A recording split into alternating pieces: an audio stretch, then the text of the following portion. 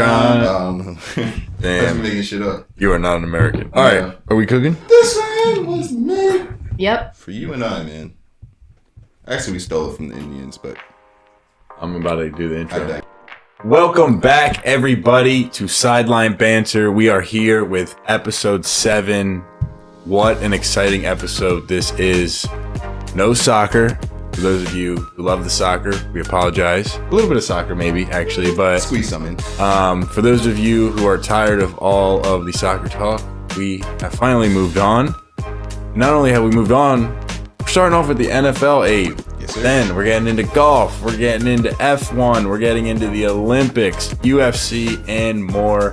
Thank you again, everybody, for tuning in. Please feel free to interact with the episode, with whatever comes up. Leave comments below. Abe, how are you feeling this week? How was your weekend? My weekend was great. We're going to talk about it later on in the episode, but I had a great weekend. I'm excited for this episode. Number 7, shout out to Michael Vick. Let's do a Michael Vick shout out for episode 7. All right, cool. A little bit of Ronaldo too, maybe. All right, Michael Vick it is. We're saying we're doing football. Let's stick with American football, too. Yeah, you're right. My bad. I went right back to soccer You did. already. You can't help yourself. Yeah. All right, Just Michael Vick. Jeff Garcia. Ooh, that's a throwback. Yeah. All right, so the way we lead off every episode, of course, Abe, is by transitioning over to Jessica for her news. So, Jessica, what do you have for us today? Thank you, Luke. You know what I just realized? That you guys get to like warm up and then you just throw me like in the fire. As far as like we get to say this You intro, just at least and get to be like, oh, how was your weekend? And I'm just like, Jessica, how was your weekend? How are you feeling about this What did you do this episode? weekend? oh, it's funny you ask. No, I didn't do anything, but thanks. I feel like I can at least get started now. I like at least spoke a little bit. All right, cool. Goodness gracious. All Sorry right. about that. We'll ease into it next time. Hey, it's a work in progress. Yeah. I've noted it down. I am calling Talk this to HR. today. It's Jessica's news. And I feel like I'm doing a countdown to the Olympics. I feel like every week I've been doing a little something there. So You have to remind the people that it's coming. yeah, yes, Luke, the Olympics is coming. Are coming. Right. Anyway, getting into my first topic here. We have Matt Dawson. Matt is an Australian field hockey player who broke his ring finger on his right hand ahead of the upcoming Paris Olympics. So I assume, as you all know, when you break the top of you break your finger, I was going to get into all the nitty gritty there. You have to wear a cast, and it's probably difficult to play any sport. He quite literally really wanted to be in this Olympics, and he amputated the top of the finger and just removed the problem and is now okay to continue on in field hockey. Field hockey? My question on this is, you can totally react to that, because it was so jaw-dropping when you first read it. I was like, what? That I thought it was interesting to have Luke as a prior Olympian versus Avery to not be an Olympian, because I want both of the different opinions. What would you do to be in the Olympics? Would you go as far as amputating the tip of your finger, coming from someone who got to experience a little bit of it, versus Avery, who maybe still wants to, or potentially, you know what I'm saying? Mm-hmm. All right, Luke, I guess you can go first, and you open your mouth. No, I mean, I don't have to go first if Abe, you have a strong opinion on it. I am not amputating any of my limbs, any of my... To play a game? Yeah, to play one game. It comes out every 4 years, but I am not that dedicated to the sport. Not that dedicated to my country. Oh my God. Come on, man. My brothers will have me out there with a broken fist if I can play, if I'm that well enough to play off with a broken hand, with a cast on my hand. But I, myself, am not amputating any of my limbs, any of my extremities to play field hockey. Nope. Just your sport. Well, no, consider it being basketball. No. Okay. That's even Consider worse. you worked all your life for it. Yeah. All right. It's an unlucky bounce, I'll bounce back the next 4 years, hopefully. I mean, I guess. it's not that hard. He did win with this field hockey team. They won silver in 2020, so maybe he's like, I need the gold. So is he like one of the better players on the team? And also, which hand is this his dominant hand? If it's my dominant hand, there's no shot. If it's my left hand, maybe. Well, it's his right hand, and I feel the majority of the world are right-handed. Right. I mean, but here's the thing: here's the way you have to look at it. It kind of depends on the sport. So, like, if I consider my like the tip of my index finger, I can't pitch that way. So, like, I might as well not do that. Yeah. But in field hockey, he's going to be holding a stick. Yeah. So, like, yes, there's a little bit less of a strong grip on your right index finger, but this is going to sound weird. He can probably get most of what's left around it pretty well. And then he still has 9 other fingers holding the field hockey shaft. Yeah.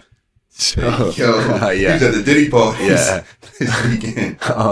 So, like, with that in mind, I think what you have to consider, like, I was a pitcher, so I don't even know. Like, maybe he's part of my pinky finger, or even like a big, like a toe, because I push off the mound and it would like make it somewhat harder. Yeah. But so I can't take my index finger off because then I can't throw the ball the right way. Right. But I would certainly give up. Yeah, I would definitely give up part of my body that was like maybe affected my game a little bit, but I definitely could play without it for sure. Like if I had to give up my pinky toe to play in the Olympics, 100%. Wow. You wouldn't give up your pinky toe? No, I love my pinky toe. Yeah, I mean, your pinky toe is a good guy. I met. You ever meet Abe's pinky toe, Jessica? No, but great guy, life of the party. I still think it's interesting because Luke, why are you saying that? Is it because you've experienced a little bit of it? You received the gear. The gear is a huge part of it. I know. Dude, you should see the gear we got. It's sweet. I'm wearing some of it. This wasn't for the Olympic one. That's not the nicest one. Yeah, this wasn't the Olympic one. This was the Euro champs. But I just listen, I have a podcast about sports right now that a few people listen to. But like I love sports and I loved competing, and to do that for your country was awesome. To be able to have done that was great. And like the Olympics, that's the ultimate represent your country in a competitive manner. And I mean, what has my pinky toe really done for me in my life? It's been pinkying. I mean, again, cool guy, great guy. I mean, it's no Ave pinky toe, but my pinky toe is all right. But like, see you later if that means I could get an Olympics, the rings tattooed on me. Oh my God, I want that so bad. Yeah, how cool would that be? Like, it just changes. Just like, I mean, the Olympics are awesome. The Olympics are great. My toe's gone, dude. My toe is staying on my foot, both of them. I would do way worse than give up it. I don't know what I mean by that. Well, the question was, that's how far you go. The initial question was, how far would you go? Really? I'll kill my firstborn. I'm just kidding. Dude, but no, like, I don't know where that line is drawn. There's like so many options. You kind of just have to ask and you say yes or no. Yeah. But I'll just say losing my pinky toe is an easy yes. Okay. You're already at no. I'm already drawn the line. No, yeah. We need to bring the line back further, closer to me. Because, dude, I've been meaning to tell you this for weeks. What? And if I told you this, sorry. But Miss Pam, she listens to the podcast, and she told me her favorite part so far was when you said you're taking your black ass back out on the ice to take the trophy. And this is another one of those moments that we're having right now. She's gonna call me. She's gonna go, Lukey. I love how Abe was like, absolutely not. Yeah. So, all right, dude. But shout out to him. Hopefully this I'm interested now. Hopefully this Australian team does well. Hopefully he performs well. Yeah. I mean, if he doesn't perform well, he's got to think about that for a lifetime. Yeah, dude. Wait, so they won silver, so I'd imagine he's potentially competing for gold. Yeah, I assume so. So, like, if he doesn't medal, or like he in particular has a bad tournament, imagine he like gets hurt, rolls his ankle at practice and doesn't even play, and now he's just like fingerless. Think about all your life decisions. But again, like, if I wasn't a pitcher and I just had to lose I don't use this that often. I mean, I guess like it's probably used for more than I think, but I think I could get around with a shorter index finger. Captain Hook. I mean, yeah, maybe a little bit, but I don't know. My pinky toe's gone. From Happy Gilmore? Happy Gilmore, yeah. It's all in the hips. That goddamn crocodile alligator thing. Yeah. The most interesting part about this article, by the way, is like he's like kind of like he literally like in quotes, said it's a bit of a change at the moment and an exciting challenge, I guess. Like he's so like optimistic. This other He's quote, going to the Olympics. yeah, but he's been there. Oh, I guess that's a good point. Yeah, He goes- what if you've been there? It probably sounded way cooler from him though with the Australian accent. True, Yeah. I don't have that, but he Give it a part of chance. the Give it a section of shot. him talking about it, he goes, I didn't have much time to make the decision. No, you have to do an Australian accent. I don't even think I can if I tried. I can Oi, be like, lad. Mighty. Wait, what am I doing? I'm doing a You're pirate. amazing. see, Doing a what pirate is that? right now. You're going to Johnny Depp. I think I can be like a really good, I'm pretty much destined to be a princess. Anytime you're quoting like him, royal. you have to do Australian. I think we'll go right to like Manchester. all right, Close fine. enough. All right, fine. Just do the quote. Okay. He goes, I didn't have much time to make the decision. I had made the decision, and then I called my wife, and she said, I don't want you to make a rash decision, but I had all the information I needed to make the decision, not for Paris, but for life after. Hopefully I can not take too long to get back to form. I like where his head's at. The question is why is this this made you better in the future to take the tip of your finger off? I don't understand that, but we can a move mental on from game. this. Yeah. I guess. I wonder, so is he like a full-time field hockey player or does he have like a regular job? Because like if he goes to the Olympics and comes back and he just like lost part of a finger. Yeah. I would say he's probably got a day job, except for the fact that like they were second in the Olympics with a silver. So I don't know, Jessica, if it's worth looking that up, but I mean, He's 30 years old. he probably, I can imagine Australia having a field hockey league. Like yeah, that's exactly. doing pretty If well. they're but like who won gold? That's a good question. And then like I'm thinking any country, like does any country fund field hockey enough for people not to need a somewhere in the second world. job? Yeah. All right.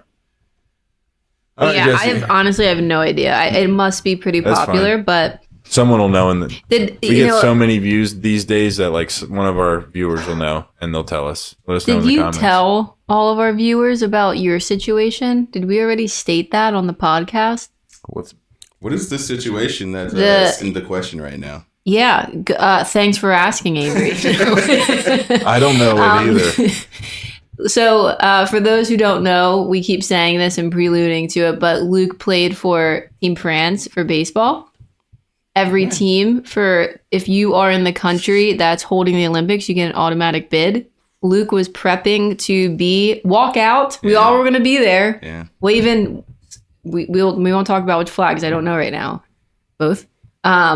Supporting Luke, and he gets a call from the head of the whatever for baseball from France, and they go, actually the head of the Parisian Olympic Committee chose to take baseball out of the 2024 Olympics and put breakdancing in its place.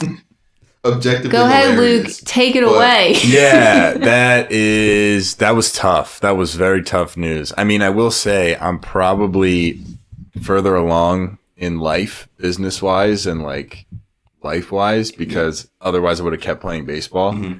Kind of like the pinky toe situation. Like I would have just sacrificed other things to continue to play. I probably would have had a job obviously to make some money, but not a legitimate one. Like I have You would have now. been living in Europe.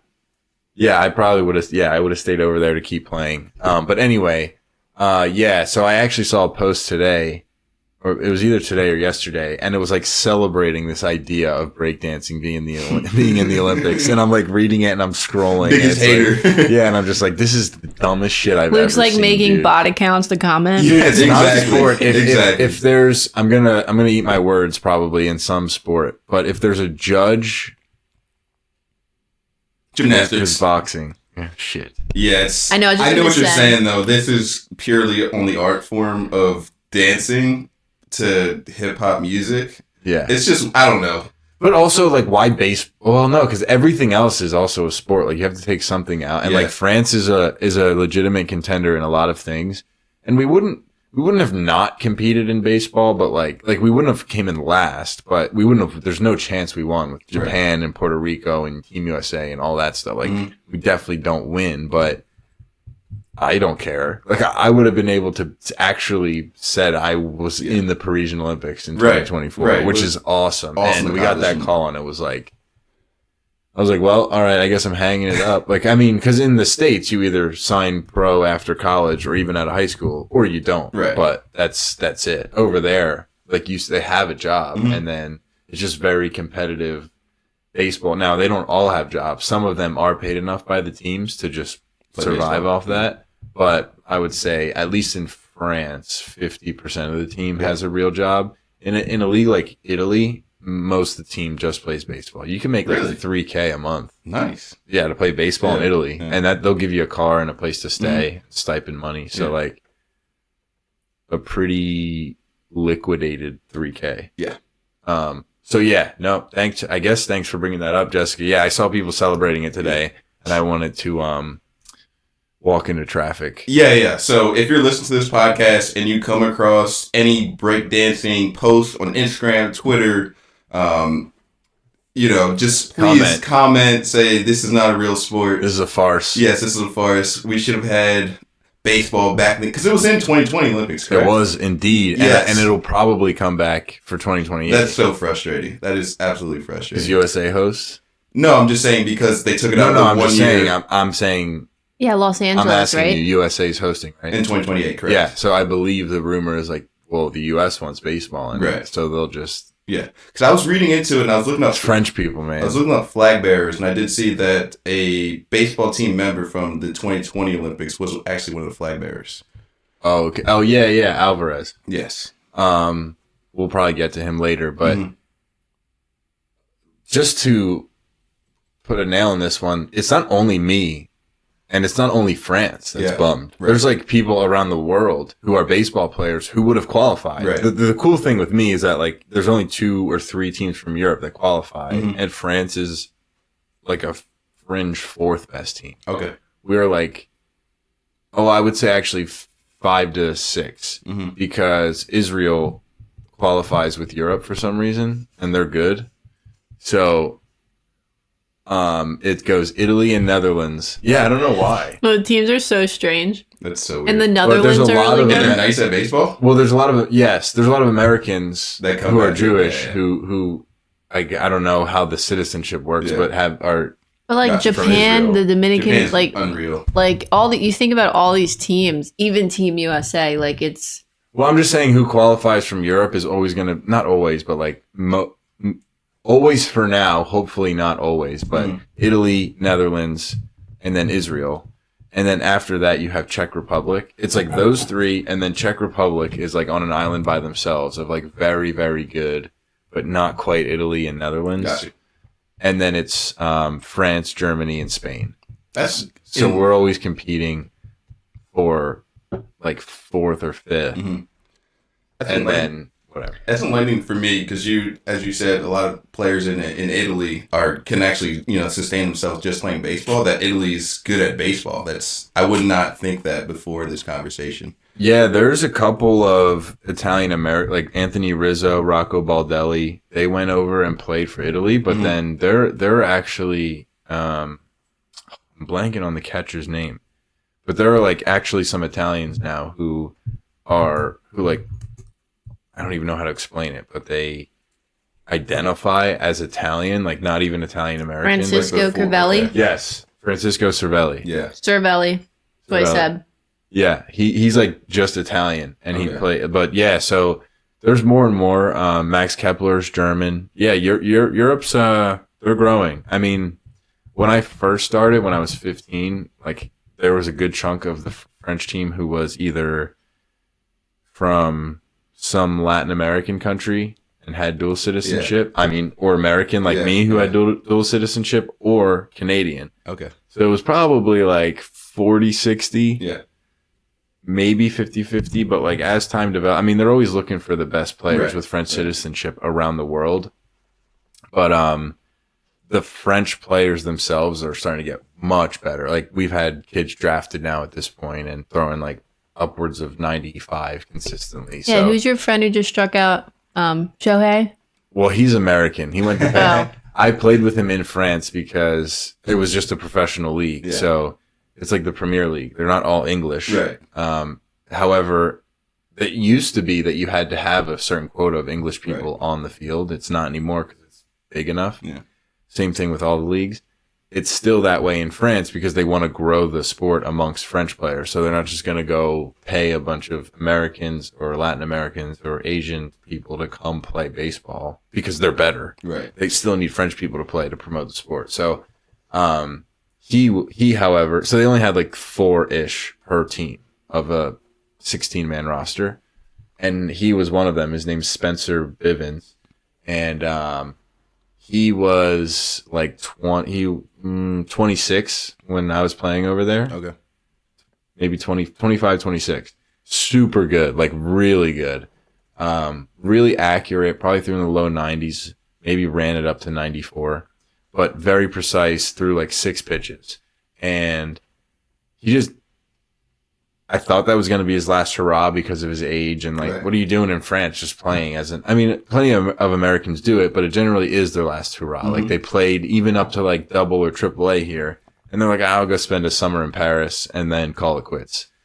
So he didn't. He came back and then COVID hit and he played in the Mexican League and then he got signed. And long story short, he made his MLB debut this year as a 30-year-old. Yeah. Like just never gave up. He's 30 and he struck out Ohtani twice. That's awesome. Ohtani went 0 for 3 against him. That's unbelievable. And he's something to tell your kids. That's and awesome. He's cool, dude. Yeah. He's awesome. He's such a good dude and like cool looking guy.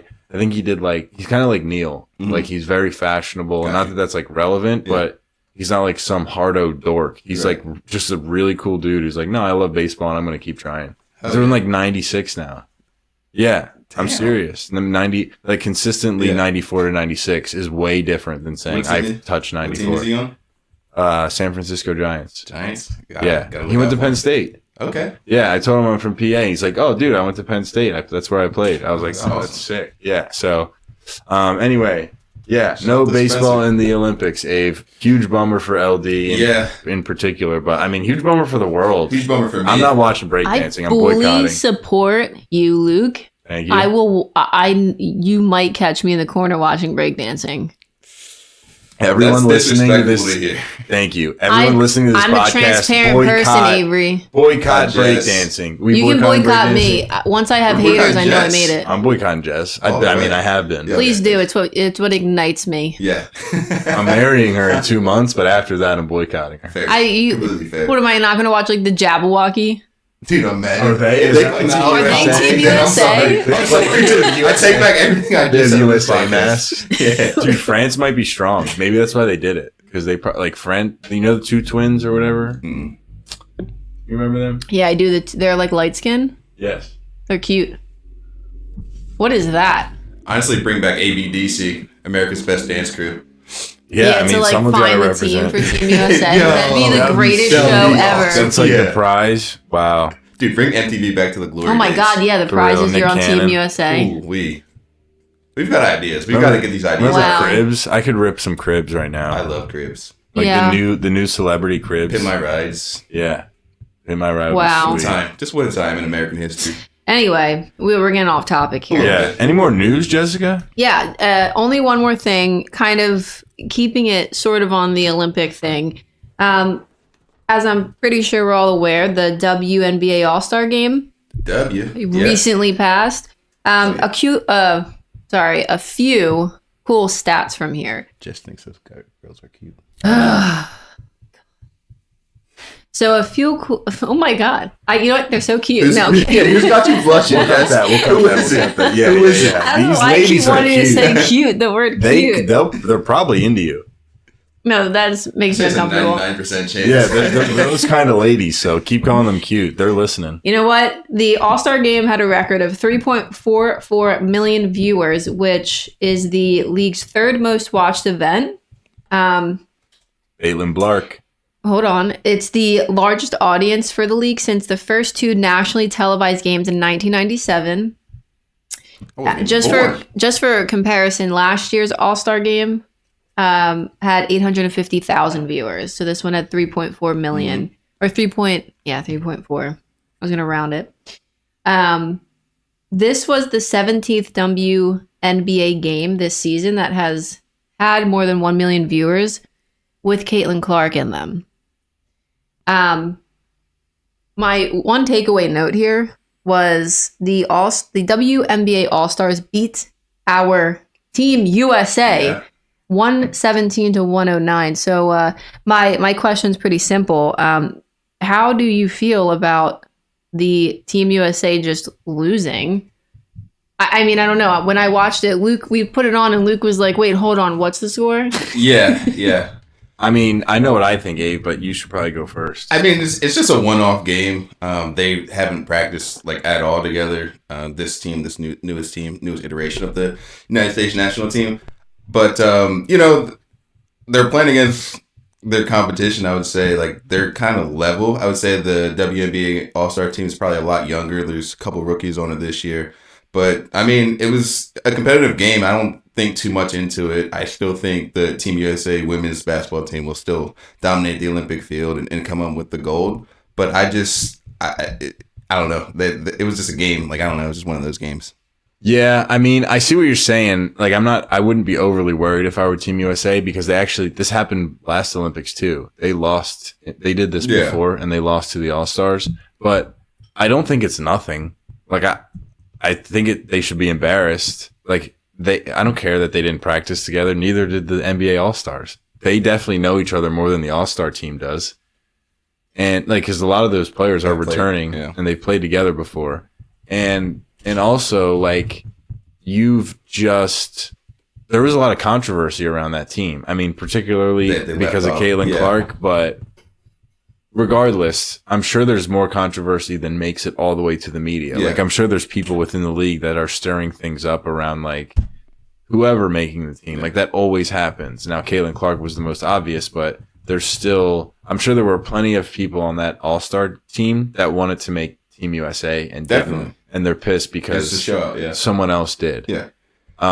So with that being the case, this All-Star team is actually probably going to be better than any team that they face in the Olympics. Probably. Would you? I mean, I'm not sure, probably would be the second best in the world. Yeah. But still, like, I don't know. I would not have a good taste in my mouth because, like, you were hand selected very recently for this, and like, if that happened that team that they're sending to Paris would not lose to an All-Star team.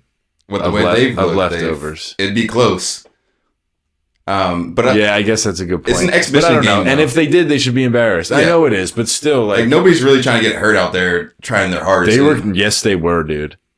I only saw the last half. The last quarter. I would say they were competing. Okay, they were competing. Yeah, and they were up like 14.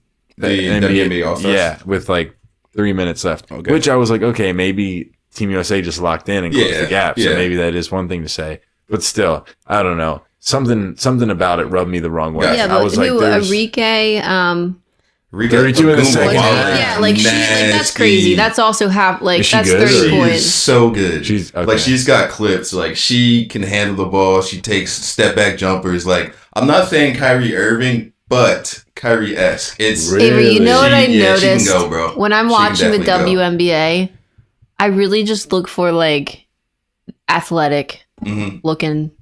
Well, I like basketball. I mean, don't take this the wrong way, but I like girls that play like dudes. It's like Caitlin Clark plays like a dude. Yeah. And like Arike Agumbawale plays like a dude. Like, she's hitting step backs, she's crossing people over, like she's got like crazy work. If you play like a dude, you're gonna be good. I think that's my problem when we end up bringing up the debate. I don't really go too much in it, but Angel Reese kind of does not play that way. In my opinion, she just plays like a big man. She doesn't like have the. Yeah. It looks like her arms don't go like where she wants them. Yeah. I know but she couldn't catch a really hard pass thrown her way. You see how many turnovers? Did we talk about that already? The Caitlin Clark's? Yeah. Like her assists, like getting turned over? Yeah. Yeah, we talked about that before. I mean, Angel Reese is better than her team, but like, I don't know. To Jessica's point, still seems like she would maybe struggle with a quick pass.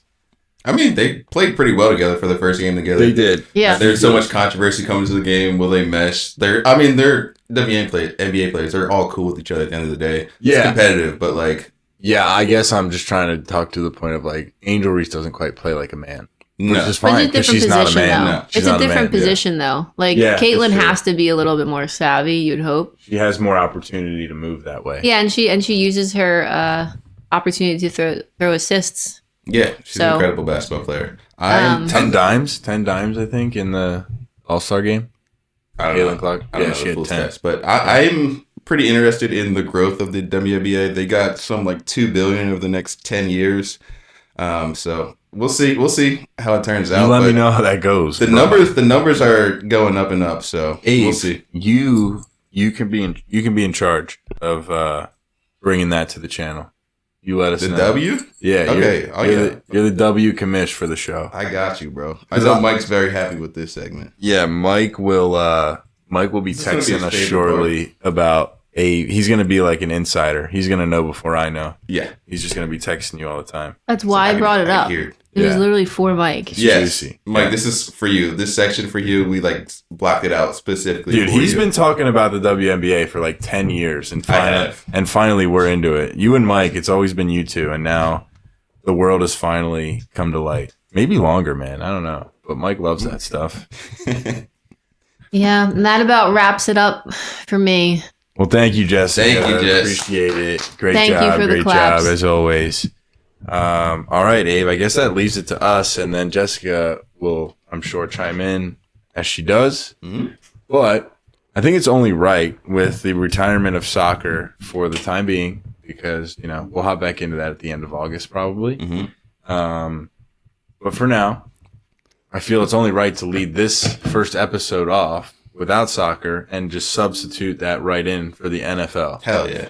So we're a little bit early, but I think it's fine to talk about some off-season stuff, some of our excitement for the season, maybe spill into some fantasy talk. There's still a lot that is going to happen. They're still in training camp. Preseason will start in a few weeks from now. But do you have anything you want to bring up with NFL? I know I'm excited about some of the moves that happened this offseason. Yeah, I'm definitely excited. I don't know how you want to break this down. Do you want to go by conference and then by divisions, or do you want to just say like which teams that we saw some moves made and we were just really excited to see this team get on the field? I'll let you make that decision, honestly. Okay. Okay. Let's see what I liked in this off-season run. I mean, can we start off with home team hoops, because that's the easiest thing to do. So we'll start off on the NFC side. And actually, I like the moves that were made on the AFC side better. So let's just talk about home team hoops for a little bit. But the Birds had one hell of an offseason. I totally agree. Howie Roseman is just getting the job done. I think we gave him shit for like a year or two, but he came back with a vengeance and has done his thing these past, it's been 4 or 5 summers of just he's like crazy moves. He's like respected nationally now. Like I don't know. It's always a weird feeling when you hear like Philadelphia stuff on ESPN or like in the national news, and they like love Howie these days. So that's pretty cool. Yeah, and obviously there was one bit major splash. He had cool things in the draft, and we can get into that if you want. But obviously the major splash this offseason was Saquon Barkley, which I personally am excited about. I know there's 1.5 million reasons to be skeptical, but what's the point? He's been explosive, a little bit less explosive last year, but he was coming off injury, and I think he still looked great. It's not like he was in the most lethal offense. Yeah. So I just think with the weapons we have, along with the offensive line we have had, I know Kelsey's gone now, but he's got a great replacement. Yeah. I mean, we've backed up that line pretty strongly. There's so many threats on the offense. I'm excited for Saquon. What do you think? I'm so excited for Saquon. Loved him when he was at Penn State. He's a PA kid.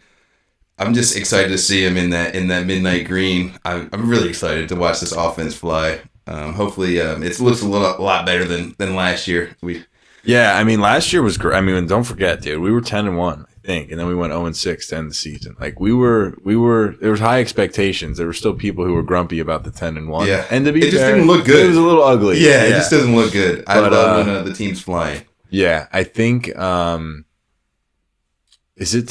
has to be the Giants are this season of Hard Knocks. Yes. So I don't know if you saw this clip, but it was, I guess, not leaked. It was recorded and had to be approved. but the GM or either the GM or the owner was like, if Saquon goes to Philly, I think I'll cry myself to sleep or something along those lines. And so that's like, that was beautiful. Yeah, it was poetic. Yeah. And then Saquon's he's home. Also, we re-upped on Skinny Batman and Batman.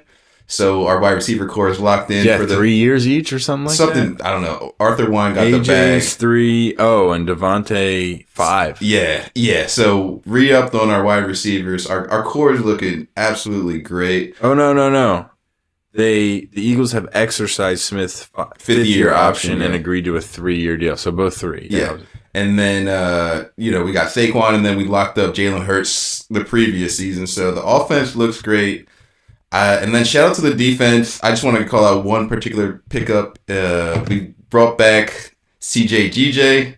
I thought he was a fantastic player for us. And when that Super Bowl run season was great with the Lions last year. And now we've got him back in Midnight Green again for this season. So I'm excited to see him get out there again and perform at the Link. Yeah, that wasn't too long of a contract, right? I don't know the specifics of that. Yeah, I don't think it is, and I was looking into that earlier. I think it's a good thing because we have obviously these young corners we just drafted. I think the kid from Iowa, Cooper DeJean, he can play safety too. So you don't like him? I don't know too much about him. Oh, dude, he could be better than Quentin Mitchell. What? Yeah. You just don't like him because he's white. You see this, Jessica? We've never seen a guy perform in that position. Look at this That's man. rude. A little bit. That's rude. Yeah. Oh, you're not wrong. It's been years, like 50 plus, since there's been a white cornerback. But they might put him at safety. Dude, first. the milk check's gonna be serious. Dude, he's gonna answer the call. He's got all the milk. He's got all the milk. Dude. The milk check's gonna be real. I want to see him out there in preseason. Let's see how he looks. But wow, I can't believe you're saying his number's gonna get called. His number's going to get absolutely called. He was number 1 cornerback on some people's boards. We'll see. Wow. We'll see. Wow, I'm heartbroken. All right, I got to segue off of this because usually I'm the one who who's like low on a guy. Low on the milk check radar. Yeah. Like I'm very pro chocolate milk when it comes to sports. Well, just like the DB position. Alex make fun of me all the time. I'm like, I don't love him, and it just happens to be a white dude. And I'm like, oh, I didn't even like it's on accident. Yeah. But Cooper DeJean, he's got some brother. He's got some brother in him, dude. You see his hoops mixtape? Yes, I have. He's on windmill dunks. Yeah. Dude, he's legit. We're gonna see. All right, Jessica, what do you got? Thank you. Sorry. She was raising her hand. She's behind the camera, but I try not to speak too much. I was listening to the Philly Sports Talk Radio, as I usually do, and I was curious what you guys think because they were pretty adamant on the fact that this is the best this is the best Eagles team and Eagles offense that we've had, and they actually said ever. And they really, really, really like broke it down, and that's what they like all were like, yeah, it might be. I'm not far off from saying that. I think it can be argued. I'm probably higher on Jalen Hurts than the national media is at this moment because, like I said, they obviously lost 6 in a row and choked, but they were 10-1, and the year before that they were the best team in the league and lost in the Super Bowl. Like he had a year and 3 quarters of very excellent football, MVP level. I'm pretty sure he was injured. Like he moved slow. Like. We've played at very high levels. People play injured all the time. He was not moving very well at the end of that season. So I'm confident that he's going to play better than he did the second half of last season. I'm very confident. So that being said, and I only bring that up because the quarterback is what makes the difference here. I think if you look at the skill positions and the line, at least on offense. On paper, it's now ridiculous. Defense, it's we have a lot of young players that are going to have to play well, both on the defensive line and in the secondary. So we'll kind of have to see. But as far as like who they were in college and what they could be, it looks good on paper. It looks ridiculous. On paper, so on offense, threat wise and line wise, yes, it's the best team we've ever had in the history of Eagles football, in my opinion. But I think there's 2 eras. The McNabb with Owens team was very, very strong because they had Westbrook and Terrell Owens, our other right, like Freddie Mitchell. But Owens is, in my opinion, the top 3, third best receiver ever, maybe 4th if you like Harrison. I can put him like my top 2. I Owens is ridiculous. He can still play today. That's how good he can. But I'm Moss and Rice over everyone. But anyway, who cares? It doesn't matter. And then actually I was gonna go back to like Cunningham. I just don't know that era of football. But I'm just saying, as far as like the quarterback is the most important position. You could argue like the Macklin, Deshaun, Shady Vic era, like that was really good. But I'd rather have this roster than that. I'd rather have the Saquon, AJ Brown, Devontae Adams, Dallas, Goddard, Hurts, and this line than that team. Yeah. But that was also a very good offense. So also different timings as well. Like that offense in today's world might be completely different. They might be, lined up with this team nowadays because they could all fly. Yeah, that's true. But like we were in the Chip Kelly era where like that was a thing. Yeah. Maybe, but I don't know if the NFL was there yet. Like maybe Chip Kelly was just a little early. I just hate Chip Kelly. I hate everything about him. Yeah, no, I mean, I'm not. Listen, I'm not a Chip Kelly fan. I'm just saying, if you think they would have competed now, well, they did compete then. So, yeah. So I guess ultimately, I don't think it's an unreasonable statement, but I'm not sure. I'd have to like look back at some. I mean, screw it. I'll say yes. Okay. Sure, this is the best Eagles team we've ever had on paper. I just love those players. Like Shady McCoy is my favorite Eagle of all time. So any era, with Saquon, I would take Shady over Saquon. Yeah, I know. Okay, but not by that much. No, probably not by that much. Not enough to like. No, that's fine. Like you can like him more, and you can think he's better. Yeah, that's arguable, maybe even reasonable. But he's got the most touchdowns for the last 2010s. Yeah, he's not so much better than Saquon that it outweighs how much better the rest of the core is, in my opinion. I got you. Yeah. So. Anyway, the Eagles hell of an all season. Shout out to Howie. Looking forward to watching the Birds play on Sundays this fall. Yeah. Another team that I liked. They had a really great season last year. The Lions. So they re-up with Jared Goff. They brought back Amon-Ra. They signed their boy. Yeah, I love. They signed Penny Sewell to a crazy contract with the Lions, and they had a great season last year. Great coach Jim Caldwell's unbelievable. And just like the city of Detroit's having this boom, I want them to do really well. Eminem just dropped an album that's doing pretty well. Yeah. Shout out to Jid on there as well. Jid's tough on that. Yeah. But I want Detroit to do well, not as well as the Eagles, but I do like that franchise in the North. Good coach, good culture. Jamal Williams is not playing for them anymore. He's with the Saints, I think. Yeah. But he was like, I don't know. I feel like they would welcome him back. Like if he were to retire, he'd go not work for them, but like I feel like he could show up at the stadium. Yeah. Anyway, good. I was out on the Lions as a kid. They were notoriously horrible. Terrible. I can't even believe that like we're talking about being excited to watch them. I had them on my list too. Yeah. But they're fun. They're very even Jared. I mean, he was the number 1 overall pick right before Wentz in 20 whatever that was, 14 or 15, maybe 15. I don't know, whatever. He was before Wentz, and he's had like a wishy-washy career. Ups and downs, ebbs and flows. Yeah, but he kind of found his groove. I don't know. People were always confident in his skill. It was almost like a Jay Cutler thing, like how much do you care about the game? Yeah. And he kind of found his stride in Detroit with that culture, like that blue collar.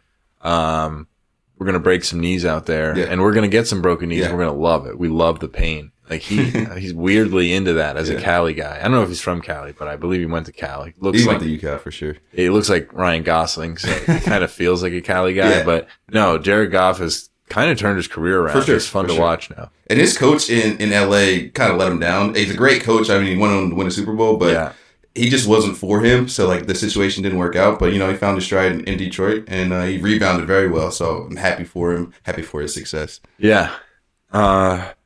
I think they're going to be fun. Yeah, and then I also noted they traded for a defensive player, Carlton Davis, pretty good from the cornerback from the Bucks. I'm not sure how good he is nowadays, but I think that's a good pickup because they did lose C.J. G.J. in that defensive backfield. True. They added a cornerback to maybe fill that. They are notorious for like high scoring games in recent history. Yeah. And maybe even Goff actually just in particular because he did that in L.A. too, but. The Lions will score, but they're prone to being scored against. Yeah. So definitely start like we can maybe walk into fantasy here on accident, but Jared Goff's a good quarterback to have. Maybe not maybe a good backup depending on how big your league is. But like if you're in a 12-man league, maybe a good quarterback to have because he's going to be throwing numbers. Well, in the fourth quarter, he's going to still be throwing. Yeah. Like the problem with like Mahomes and Rodgers and Brady at the time and maybe Manning is like they're up by so much and they have decent defenses and their teams are so dominant that they run the ball in the fourth quarter or a lot at least. And so like, the Lions can't stop a nosebleed. So in the fourth quarter, the game is close and it's like 35-42. So Goff is still throwing. I'm laughing because I called the Lions coach Jim Caldwell. It's like a black dude. Yeah. Dan Campbell's the head coach used to. of the Lions. Yeah. I didn't even know. That name was just like stuck in my head. I didn't hear you say that. Caldwell has coached the Lions before. Yeah. He's got like a little mustache. Dan Campbell. No, Dan Campbell. Dude, he like drinks 2 extra large Starbucks before he gets to work. He's ridiculous. Yeah. He's nuts. Don't know how his heart still functions, but he's an absolute legend in the press conference booth. Dude. Yeah. He goes hard. Yeah, he's awesome. He like cries and stuff. Yeah. He's a man's man. 2 other things, just like big players. Jay Jettis got crazy contract for the Vikings. Okay, you're still in the NFC. And then I'm going to another team here, unless you had anything to say on the Vikings. Rookie quarterback, I wonder how much Jefferson is going to help him or how much he's going to hinder Jefferson. I don't know the answer, so we can just move on. But I just hope Jefferson stays healthy. I know last season he had bout with injury, true. You want to see these players on the field. But, dude, the Falcons, they gave Kirk Cousins 180 M's, and it's like a 140 or something guaranteed. That is crazy to me. I guess he's I would say he's probably a top 10 quarterback. Stretching, but I don't think so. Yeah. So he's not a top 10 quarterback, and you paid him 180 M's. And then What'd they do? What else they do, bro? They drafted a quarterback in the first round. They drafted the guy from Penix, yeah, who actually I like, but not like the opposite of what they drafted him for. I like Penix if you felt like you really needed a quarterback was a missing piece and you had a chance to risk it, I guess, because he's injury prone, but at the same time, he's shown that he can come back from injury. Right. But whatever, injury prone is never good. And he's old. Yeah. All things considered, like relatively speaking. But so that's the opposite of when you would draft him, of why you would draft a player like that. Yeah. Like not to come in and sit behind This Kirk Cousins that you just paid a 4-year, $180 million contract to. And the crazy thing is, I still don't have an answer. I was waiting after the draft for Mel Kiper or someone to say, trades. This is why it happened. Yeah. Or to trade or something. And now we're months removed from it, and I still don't have a good answer of why they drafted Penix. Like from the Falcons group, like nothing. I do not know. I think I've seen one clip. And it was in the I don't know what room to call it, the draft room for the Falcons. And I think the owner walked up to the GM, kind of like palms up and was like, "What are we doing? What the hell was that?" Yeah. And that's all I've heard. So so not only is that contract crazy Kirk's good. I like Kirk. He's a good dude, but that's a huge contract for a guy who's kind of aged. I don't know. Has he been past what round of the playoffs has he gotten to? Yeah, exactly. That's what I mean. Like he's good, but he's got past divisional round of the playoffs. That's it. Know. Yeah, I don't know. Or the wild card. I don't even know if that's true. Yeah.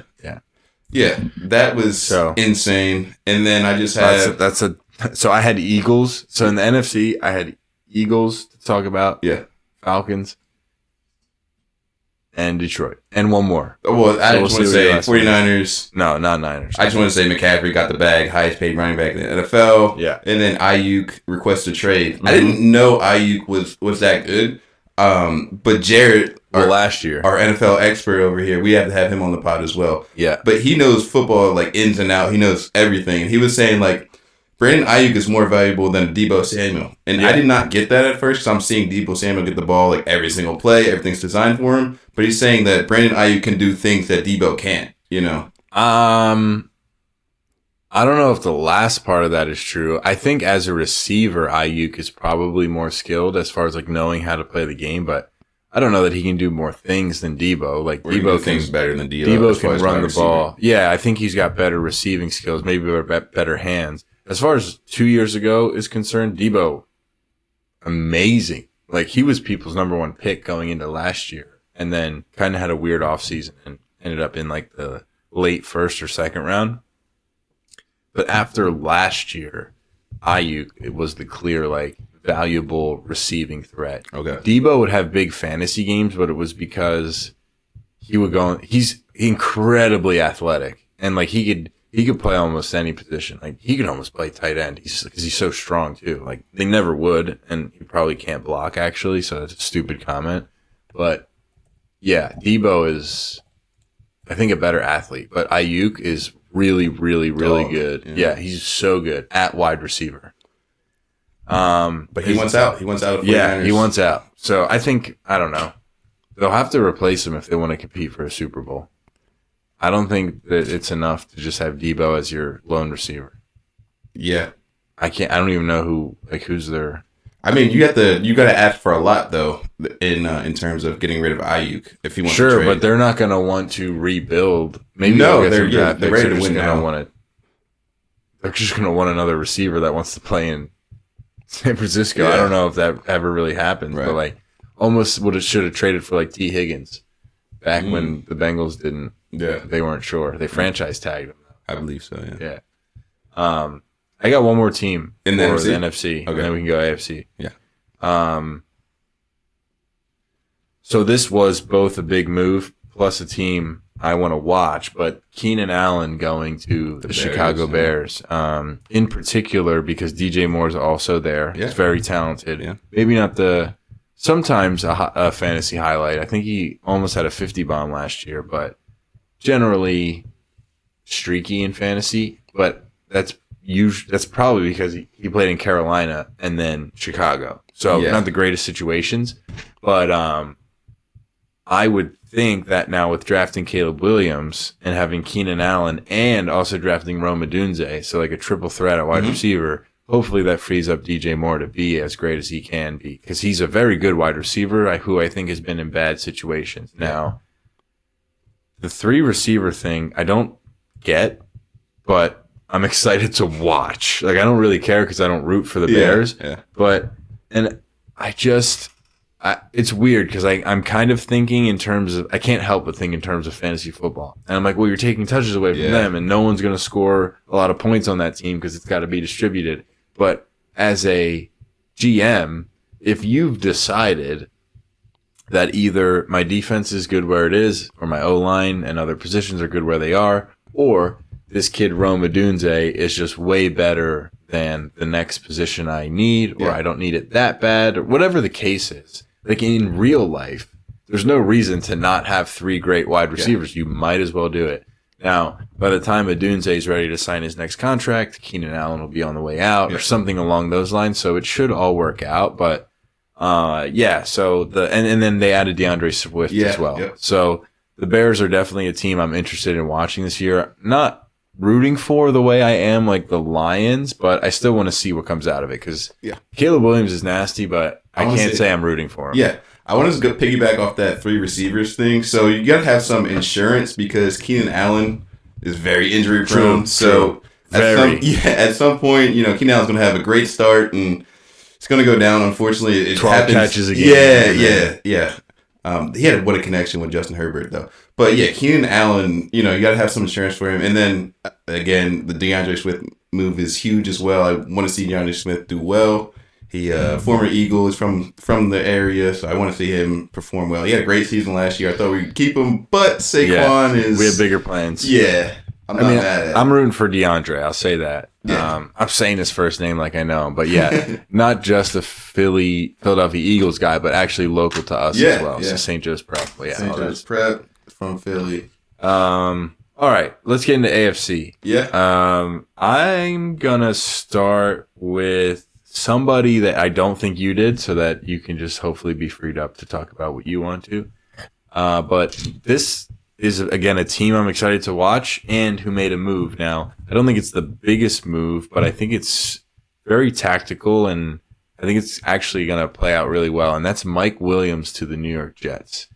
I think Garrett Wilson is a great wide receiver. Mm-hmm. I think he's better than Mike Williams. I just think Mike Williams is such a touchdown threat. He's 6'4", 6'5", a huge target in the end zone. He also had a great connection with Herbert, but again, those Chargers receivers are crazy injury prone. I mean, Mike Williams was the steal of the draft like 3 years in a row because people were just like, "There's no way this guy is this good." Yeah, and he just scores touchdowns. But again, it usually low reception rate and high touchdown rate and like big plays, so it all would even out. But I think him with Rodgers, I think Garrett Wilson, wide receiver 1. No doubt. He's going to get no question 10 to 13 targets a game. Yeah.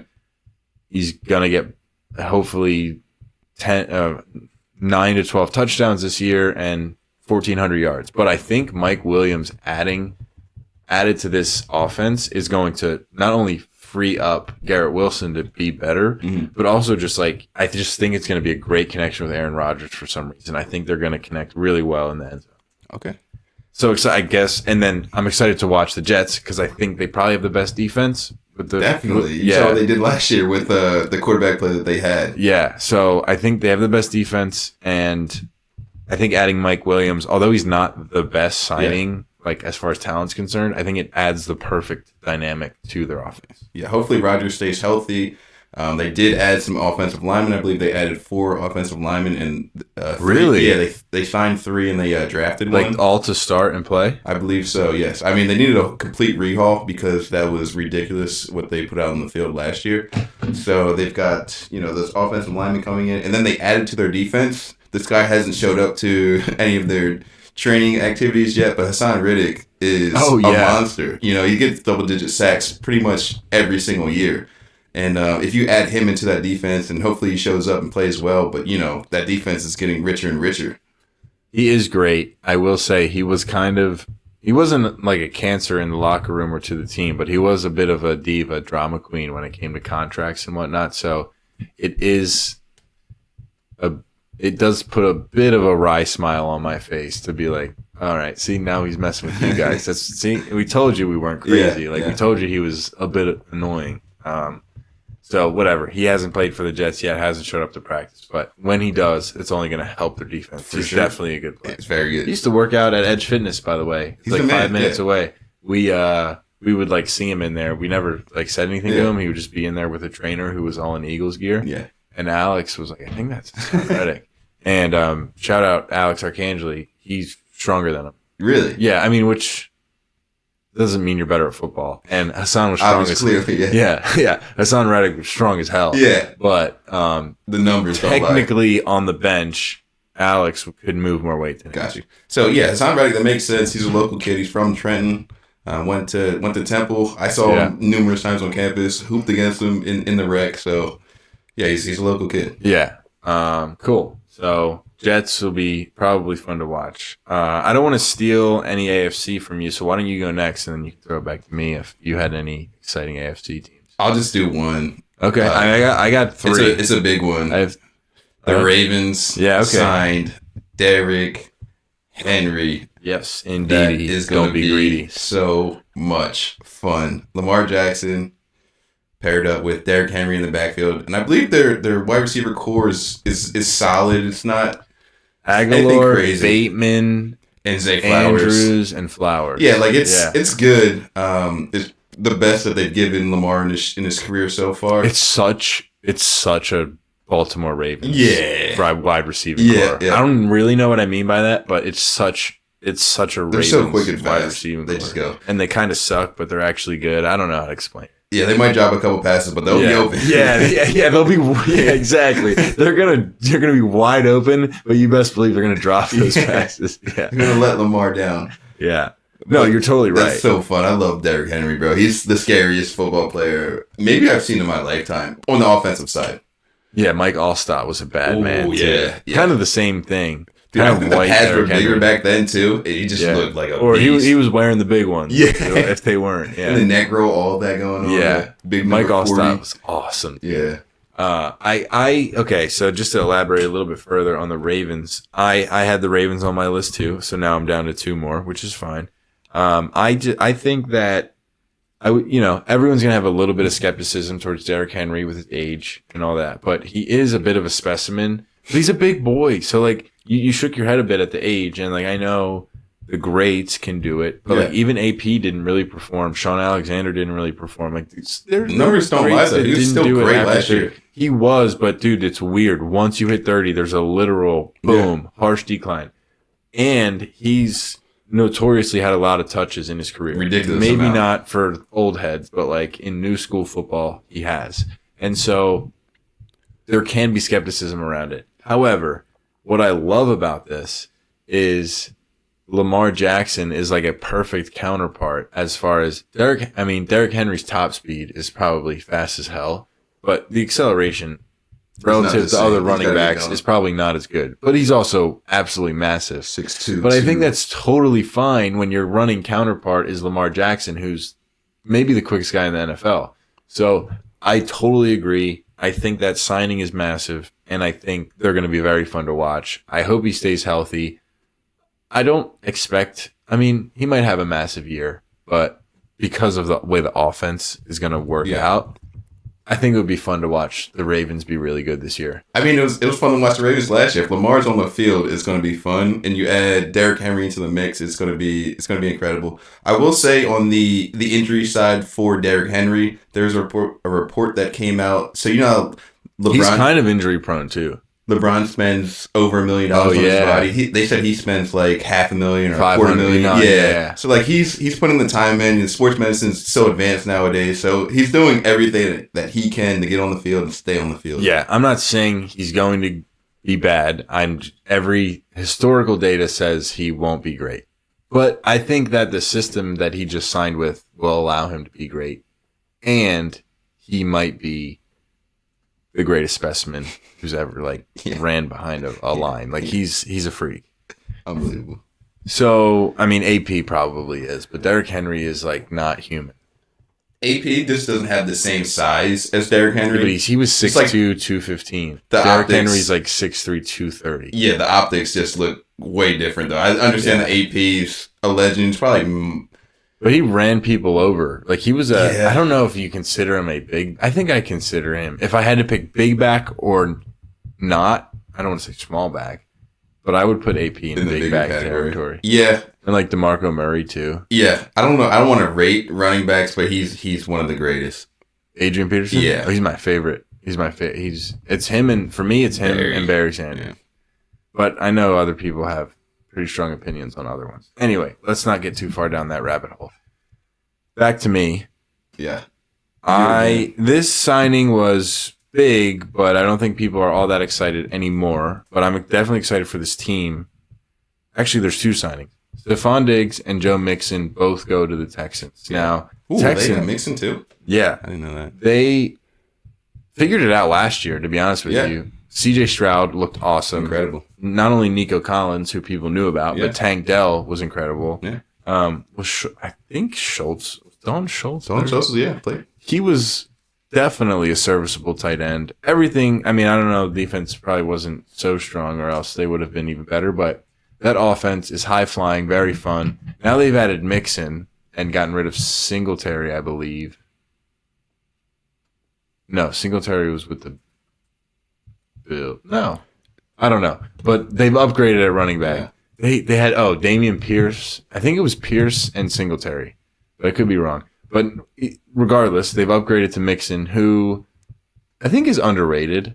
Like I think he's, if you look at the way he produces, like I'll sit here and say he won't be in my top 5 running backs, I don't think, but he produces better than I think most people think he's going to.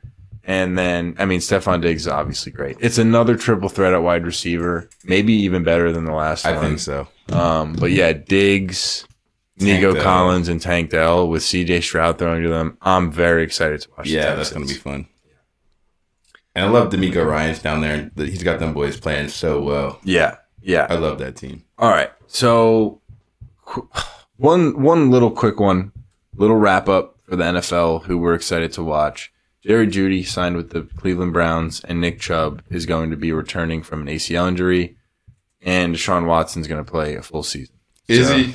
Yeah, well, we'll see. So Browns I'm kind of interested in. Yeah. They've come up short with good rosters the past 2 or 3 years, but I think this year could be a year where at the very least they start with a full cast of who they're going to play with. And Did the thing. Yeah.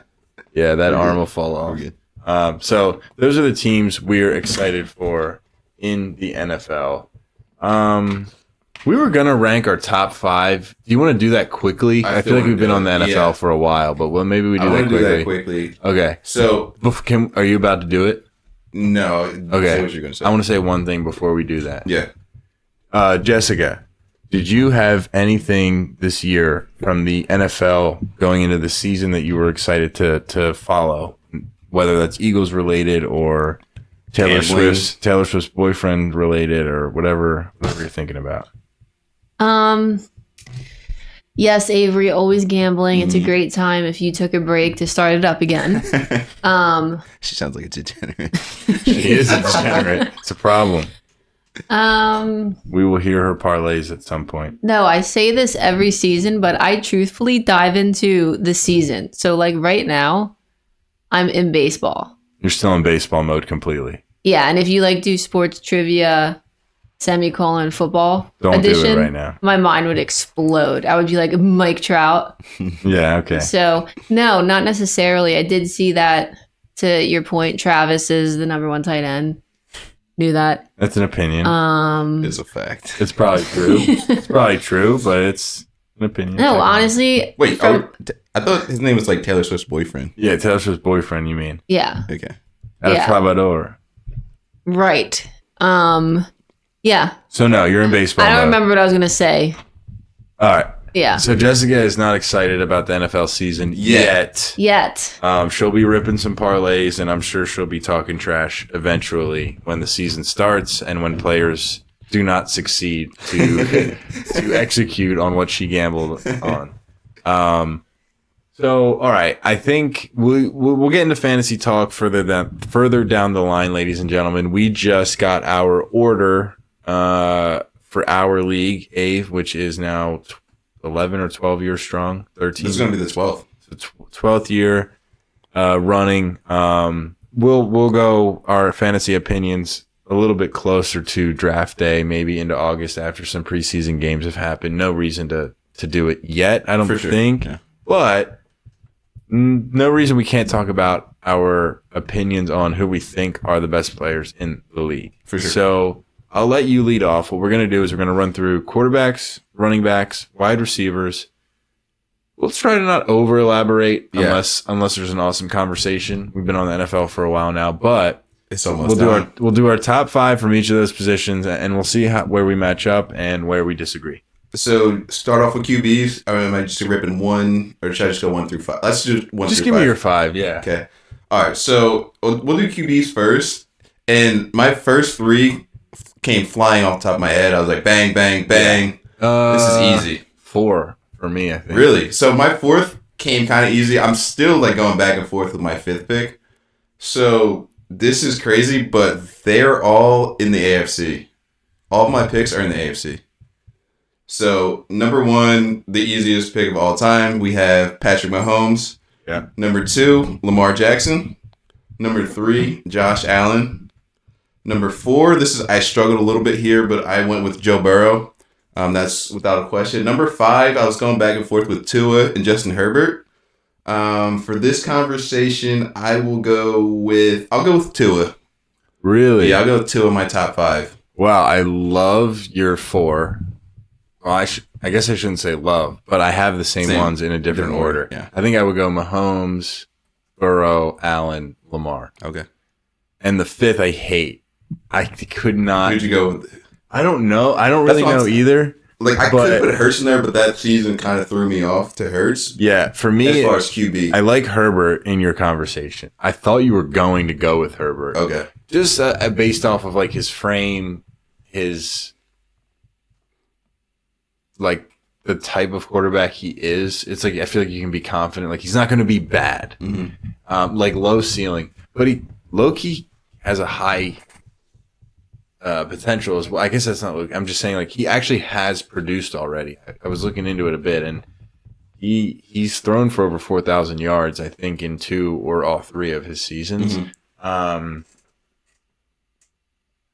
Gosh, I feel weird saying Hurts too because I don't want to see. No, you know what? I'm going to say Hurts is my 5th, and the reason I'm going to do that is because I want to be held accountable for the season he has. So I'm confident that the Eagles' offense is going to be dynamic. And listen, the reason you can be anti-Hurts is you say, well, he throws for less yards, or he throws for less touchdowns. But ultimately, if he's running for yardage and he's scoring touchdowns, and the team is winning, that is the job of the quarterback. And it's like we're not talking about Jared Goff right now, but at the end of the day, his numbers are going to be great because Detroit's going to throw a lot. He's going to have a lot of touchdowns. How cute he is too. But if we're winning, like Tom Brady didn't always have the greatest stats. They stopped throwing in the 4th quarter.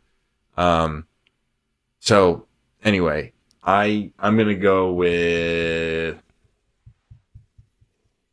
Hurts.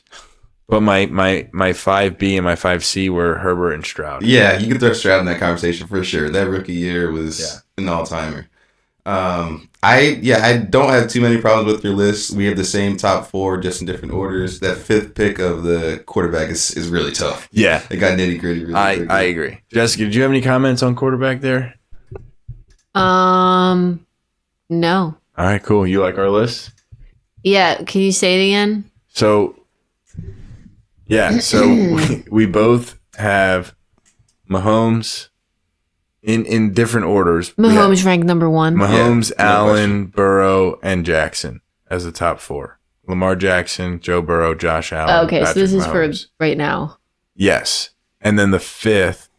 So much trouble. The 5th, there's like probably 3 or 4 guys we can mix up. Abe said Tua, and I said Hurts. The Hawk Tua. But anyway, that's fine. Thanks for your time. Let's go to running backs. No problem. You go first for RBs. All right, RBs. I'm kind of doing this on the fly, but were we talking like raw talent or what they're going to produce this year? I think what they've done or a little bit of both. That's why I kind of went off of what they've done so far. Well, not really. No, but like you'd want them. Let's do it in terms of like I want them on my team. I test like these are the best running backs that I've seen in the NFL going into this season. Yeah. So we do have to consider. So okay, fine. We'll argue when we get there. Maybe. Yeah. I know you're going to have someone on it that I'm not going to agree with. Yeah. I'm going to say Christian McCaffrey, Bijan Robinson. 2? Is this in order? No. Okay. In order of running back talent, I'll go Nick Chubb, Christian McCaffrey, Breece Hall, Bijan Robinson, Jonathan Taylor.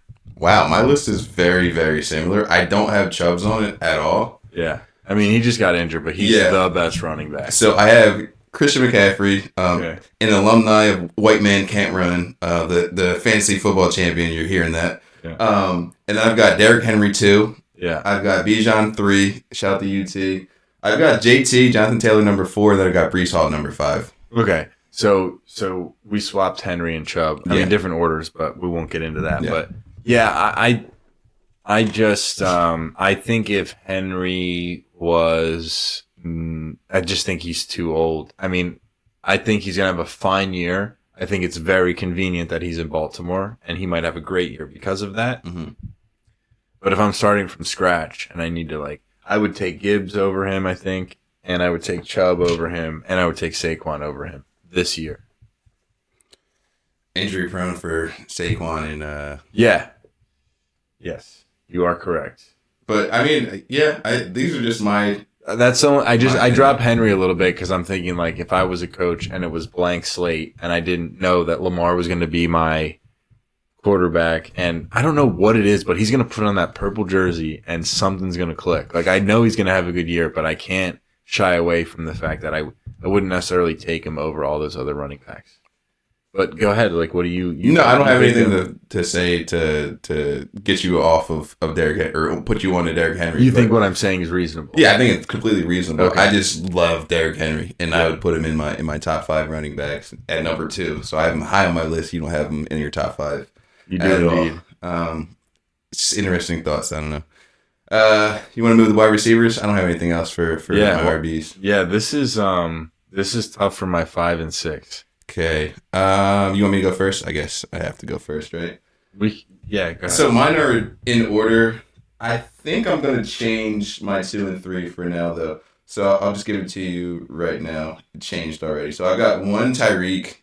I've got 2 Devontae Adams, 3 Jay Jettas, 4 Arthur Juan Brown, and then number 5, Mr. 1K, Mike Evans. Who was your third? My third is going to be Jay Jettas, Justin Jefferson. No Jamar Chase on my list. Who was your second? Devontae.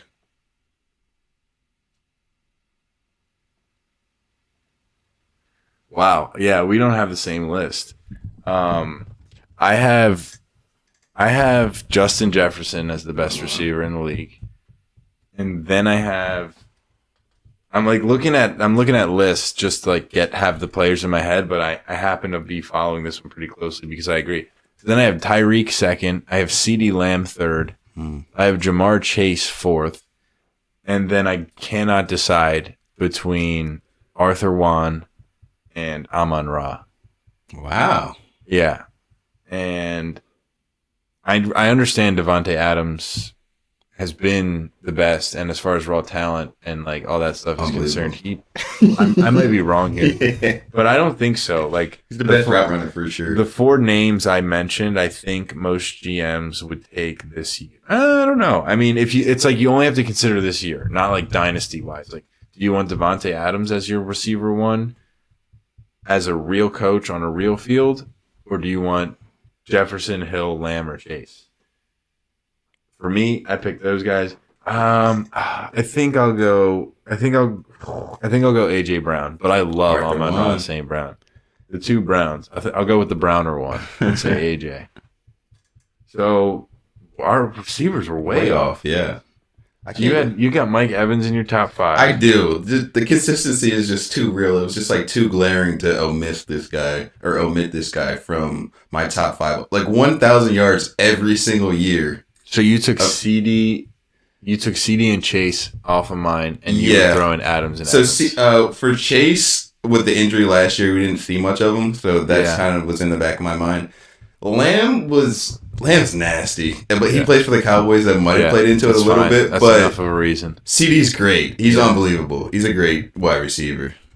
He is, and I had him on indeed one of my fantasy teams last year. I did too. I have him on a dynasty. Yeah, he's beautiful. Unbelievable. He's a great player. Dude, listen to this. I have a dynasty team. My receivers are, and it's a double flex plus a super flex. So we get 2 flexes and a super flex that can be a quarterback.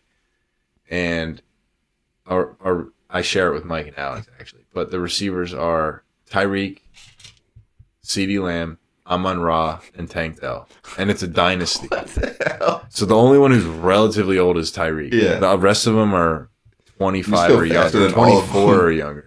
That's and so then crazy. our running backs are Rashad White and Travis Etienne. And we have Tony Pollard. Yeah. But Pollard, we're not.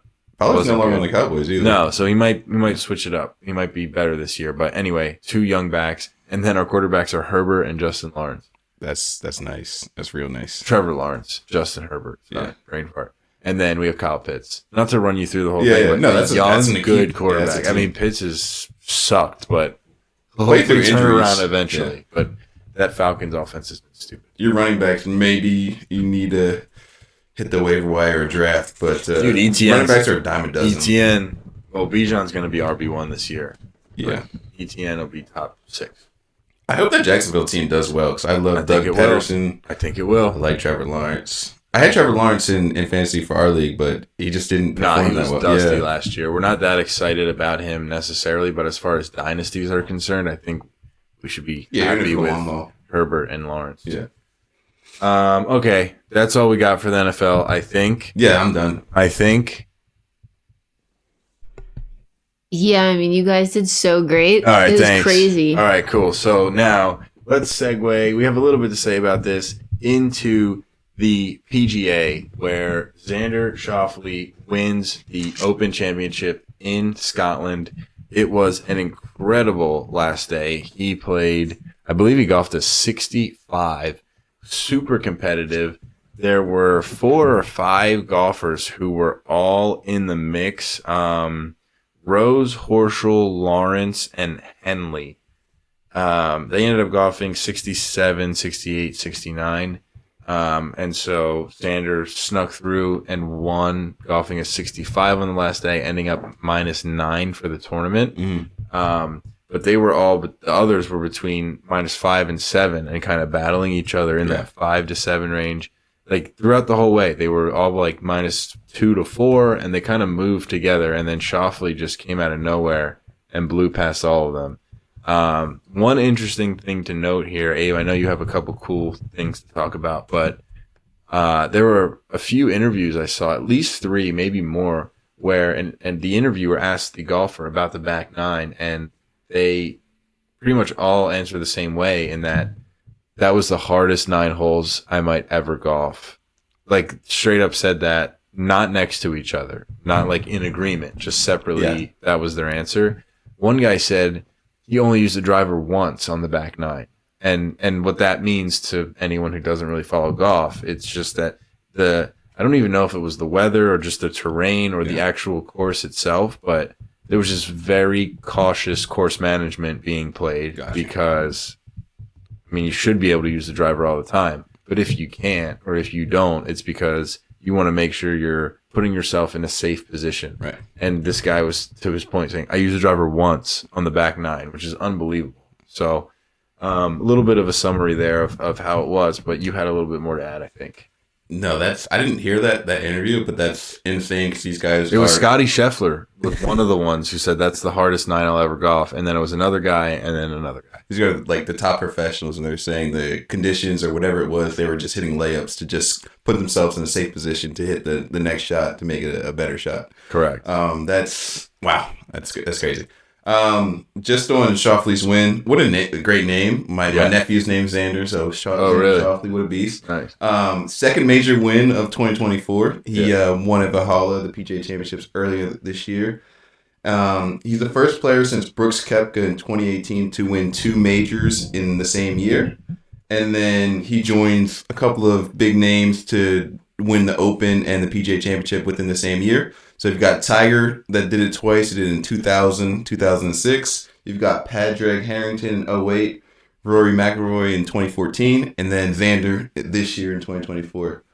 And then you did harp on how well he shot the last day, but he shot 6 under on that final round, which is incredible. Yeah, that's great, especially considering he ended up -9. Like some of these tournaments, not a lot of them, but they could end up -20. Mm-hmm. So like if you go off -6 4 times, you're -24. So like 20 is not that far off now. Yeah. I'm pretty sure that's rare, but to end -9, that means for the first 3 days you were only at -3. Mm-hmm. So you doubled your whole performance as far as gaining holes is concerned in one day. Yeah. So yeah, that was pretty crazy.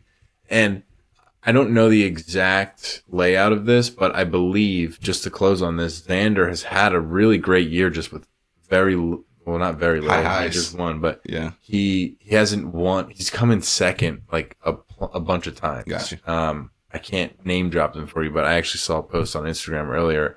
I didn't realize he was like chasing so many trophies recently. And what I mean by that is like that he was so close. Yeah. But like very, very close all year. So it's good to see him win. I actually didn't realize how historic it was. I didn't realize how little or how seldom it happened to win 2, or particularly those 2. Yeah, those 2 in the same year. For sure. Yeah, like I said, from 2000s on, it's happened 5 times, and he's one of the guys. So yeah, pretty incredible stuff from Xander, who will head into Paris this upcoming week because he's part of the Team USA, the golf team. Yeah, that's going to be a strong team. I've never watched Olympic golf, I don't think. Neither have I. So this is which sounds about right. So this is probably the first year I'll do that, and I'll do it very exciting.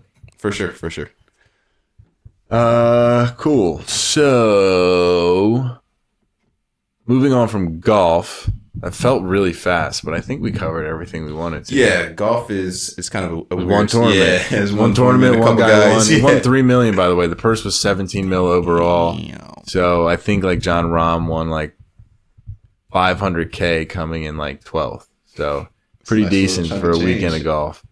But I guess when it's a job, it's not as stress-free as when we do it, which is not stress-free at all even. So, but all right, cool. So going from one niche sport to another, let's talk about F1, Abe. Do you want to run us through how that weekend went? Hell yeah. So F1 this weekend, we were in Hungary. We're in Budapest. And I had some history lessons within the F1 weekend. And they toured Budapest. They showed the city and like how historic it looks. The buildings looked incredible. It's definitely one place in Europe. If I ever get a chance to go, I will definitely take full advantage of. Are you interested in Budapest? Have you ever seen have you seen the movie Grand Budapest Hotel? I have, yes. Phenomenal movie. So good. Voldemort's in. Oh, you probably haven't seen Harry Potter. Yeah. God dang, dude! I got a Harry Potter book right here. Yeah. Sherlock Holmes is the man, though. This is yeah. great, yeah. Sherlock's a good book too. Fantastic. But yeah, they were in Budapest this weekend. It was a great race. You had. I've been to Hungary. Really? Is Vienna in Hungary? It's in Austria. I've been to Austria. I don't know if I've been to Hungary. I don't think I have. Okay. Austria's near Hungary? Probably. I mean, Europe's like everything's pretty close together. Yeah. All right. Take one train and you're in, yeah, whatever. Yeah. But yeah, we were in Hungary. We were in Hungary. We sure were. Weekend. And for the race winners, we have Oscar Piastri of McLaren. And then P2, we had Lando Norris. And then in third place, we had Lewis Hamilton, who got his 200th podium in F1 this weekend. So he's coming off the back of Silverstone, where he took home the P1, the title, and then he's got back into the podium with the P3 finish last Sunday. Yeah, so pretty exciting weekend. I mean, since we've started this, F1's been pretty entertaining, and the reason that's the case is because Verstappen hasn't won every race, which gives us something to talk about. Yeah. So McLaren finishes 1 and 2. They're creeping up on Red Bull now in the overall points. For sure. And then Hamilton poles, because he's getting third place there, which is his 200th of his career. 200th podium, yeah. Which is pretty historic. For sure. So that's cool. I want to talk a little bit more about the Piastri-Norris situation. Yeah. We were talking earlier. You mentioned Norris was coached not to pass or compete with Piastri. Now, pretty much, yes. From your perspective, was that just to avoid accident and confirm the points, or was there something more to that? Because if I would understand it if Piastri was gunning for the win, for the title, but if because then it's like, let your teammate get the points. Right. It's fine. Right. But if it was only to make sure they didn't crash, then I kind of go like, well, Norris is kind of in the hunt to do some big things, so maybe just let him go win almost. For sure. But, so what do you think about that? So it's an interesting dynamic. So Lando Norris in the Drivers' Championship to Max Verstappen is not that far off where he can still make it competitive. But as far as the Constructor Championship, that's where they wanted the whole host of the points, because they had Max behind them, and Sergio Perez is having a terrible time with his car right now. So Red Bull are not picking up maximum points. So I believe that the McLaren team made the executive decision that they want to bring 2 cars home to get more points towards the Constructor Championship, while kind of sacrificing Lando Norris's opportunity to win a Drivers' Championship this season. Wow. There's so much, there's 2 dynamics going on. Yeah, no, I understand. And maybe we need to call Tony or Pierre on this one to get the, maybe a little bit more expert dynamic. But depending on how, like, Verstappen came in 5th, I believe. 5th, yeah. So, like, unless, you don't think Norris and Piastri could have figured out how to make that switch towards the end of the race, or it's not worth risking Hamilton while they're doing whatever they're doing. It's not worth Hamilton zooming by them. Like, you just have to say, race your race and do not compete with each other. Yeah. So I think that they could have made the switch, but then again, Piastri has never won a Formula One race. Oh, okay. So also just give it to him. And also, he's not too far off of Lando Norris in the Drivers' Championship. So he's got a decent amount of points in his McLaren car too. So he's trying to boost his points. So it's a complicated situation. I think they handled it okay, but I mean, Lando Norris was not too excited to take on P2. He wanted to at least compete for it. Yeah, he wanted to take home that victory, at least compete, give it a shot, and take home all the points, as many points as he can, because Verstappen's still coming. Verstappen's super aggressive. And he's still way ahead. I mean, we're saying it's competitive. Verstappen's gonna win the Grand. Most likely. But the competitors' cars are looking very, very strong. And Verstappen's car, for the first time in, I would say, 2 years, is not looking as great as it has. That's for sure. Which is crazy. Sure. But he's still way out ahead. So For sure. All right, there's the last note you have there on the doc, Abe. I don't know if you have it up, but I'm not familiar with what that's alluding to. So you're going to have to walk me. We have a Verstappen dive bomb. Yeah, Verstappen dive bombed on Lewis Hamilton. So this was for third place in the race. So this was, I want to say, 63 out of 72 laps. So there's a right-hand turn, and this is actually where they just passed the finish line, where the finish line is. It's the first turn. So Hamilton is going down the straight. He's in the line. He sees the apex coming. Max shoots in. He brakes super, super late. His wheels lock up, so he can't turn. So Hamilton kind of hits the brake a little bit. Doesn't give him that much room, but Verstappen shoots straight past Hamilton and like off the racetrack. But he just took a dive bomb. Like, it was a risky chance, but he wanted to get that advantage to P3 at that point in the race. And did he just pick back up into the fifth slot there, or did he have to climb back after going? No, so he figured it out into P5. So I think Hamilton caught back. Hamilton was P3 at that point, and then P4 passed him when he went off track, and then he got back in the P5th position. Okay. After that, but yeah, he sent a dive bomb down the inside. He tried cool, it, man. Not cool. Not very cool. He was complaining that Hamilton didn't give him enough room. He always does. Yeah. He's a big complaint guy. I mean, I would too, but it's just his time to complain. He's the best racer in the world right now. But it was crazy. I don't know. You haven't seen the clip of? No, I haven't seen it yet. That's why I wasn't sure what that meant. Yeah. Okay. So there's a good angle. So Albon was in P5 at the time, or he might have been. I think he actually got left, but he was right there, like his onboard cam. So I saw the whole thing. So you see Hamilton going down, and Hamilton sees Max Verstappen coming the whole time. He knows he's going for a dive bomb. He kind of lets off a little bit, and then Verstappen just. Well, I mean, if he went through, I'll have to see the clip, but if he went through, how can Verstappen complain about not having enough room? Like, if you went right through the track, you'd have just taken out his vehicle, even if he did give you room instead of braking. Yeah. Well, there's no shot that Verstappen was going to make that turn. He's going too fast anyway. Exactly. His wheels locked up, so he had no shot. But, it was just an interesting thing to see the champion, the best driver in the world, kind of make, not a rookie mistake, but like a super, super aggressive mistake and just lock up at that situation, trying to go for all guts, no glory. Yeah, I feel like he's not sleeping these days because he hasn't dominated a race or a few races in a row at least in quite some time. And he's used to winning back to back. For sure. So coming into the race, they were discussing. So apparently before this race on Sunday, Max Verstappen had actually stayed up until 3 a.m. sim racing. On Spa, he did the 24 hours of Spa sim racing. So he was up till 3 a.m. He was streaming it? Yeah. And then he jumped into... So he's got like a sim racing team, I believe. And he was a part of that. And and then he tried to race the next day and he kind of made a couple mistakes. But P5 for Verstappen, and then his teammate Sergio did not do so well. He's having a really hard time. But it's an interesting time in F1. I believe we have, with this race this past weekend, that was the 7th winner of the season out of like 12 or 13 races. So it's a really good time to get into the sport. It's really, really fun. Yeah, I feel like they're doing it for the podcast. So they appreciate the F1 company. Definitely. And it should be interesting going on for the rest of the season. So I'm excited to see how this thing plays out. Yeah, it'll be cool. Definitely a lot of time left in the season, and Verstappen is still way out ahead, but honestly, it's not been as dominant as it has been in the past couple of years. So no, it's very entertaining. We'll have to wait and see what happens. For sure. So I think that's enough for F1, or at least it's all we can provide. If you have more, feel free to call in. We'll have a live line soon. And next, hopefully exciting for everybody. I know Jessica hopefully will lift her head up and be ready for this one. We're hopping into the Olympics.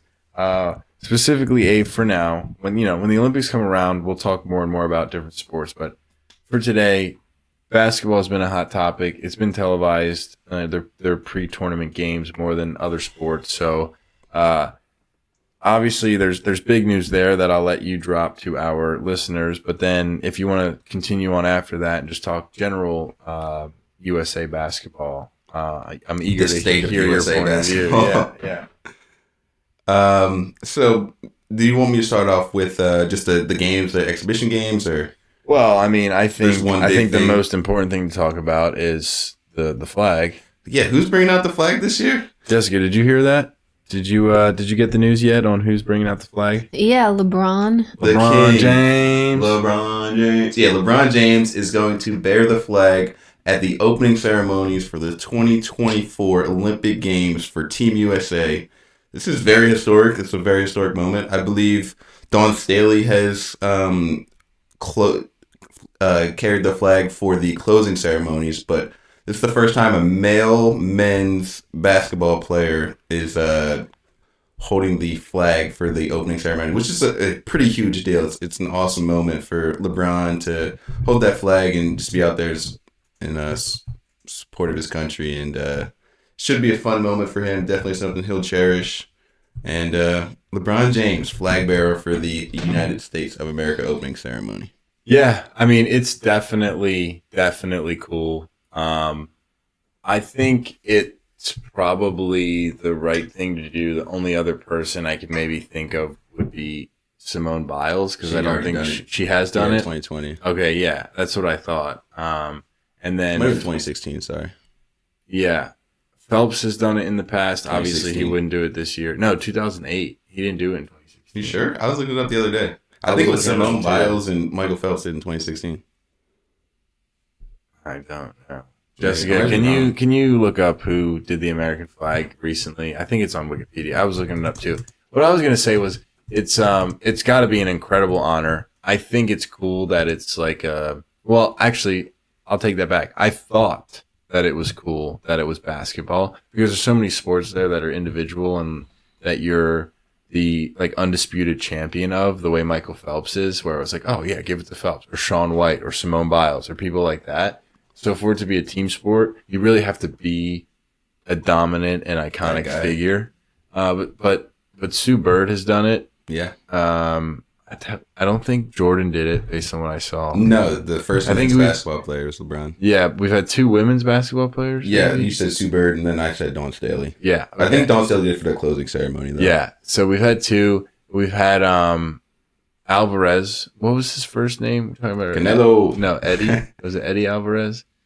He did it for USA. So stereotypical. Well, no, he did it for Team USA, and he was a baseball player, but he played for Team USA, but he actually was a speed skater, and he was like a podium speed skater. Oh, yeah, that's awesome. Like he just made his MLB debut, or no, he made his MLB debut in 2020, which is when he played in the Olympics. Yeah, but he was never like a great baseball player. But obviously, if you play in the MLB, you can play in the Olympics, right. And yeah, he was a 2-sport Olympian. Oh, that's awesome. So yeah, I mean, I think it's cool that it's it's a worldwide sport at this point, but it's very American, and it's basketball. So I don't know. I feel like it's not a common Olympic sport. So it's cool for LeBron to have been selected. I hope that he feels honored to do that, because at least for me, I think that's a huge deal. I think the Olympics are really cool.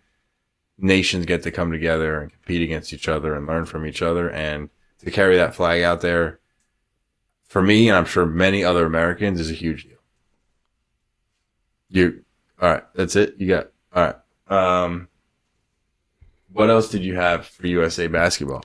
They look like shit. Did you find what you were looking for, Jess? Did Simone Biles 2016? Yeah, I have all of the stats up. 2016, actually Michael Phelps opened and then Simone Biles closed. Okay. And they have not named the female with LeBron, it looks like. Got you. It's usually one. It's usually one at a time. Like a male will open and a female will close, or vice versa. Yeah. But they're the one with, I think it's Eddie Alvarez. I'm gonna call him Eddie Alvarez, and I think Simone Biles walked out with him. They had Sue Bird. Sue Bird. They had 2. They had 2 at the same time. Bears. Gotcha. No.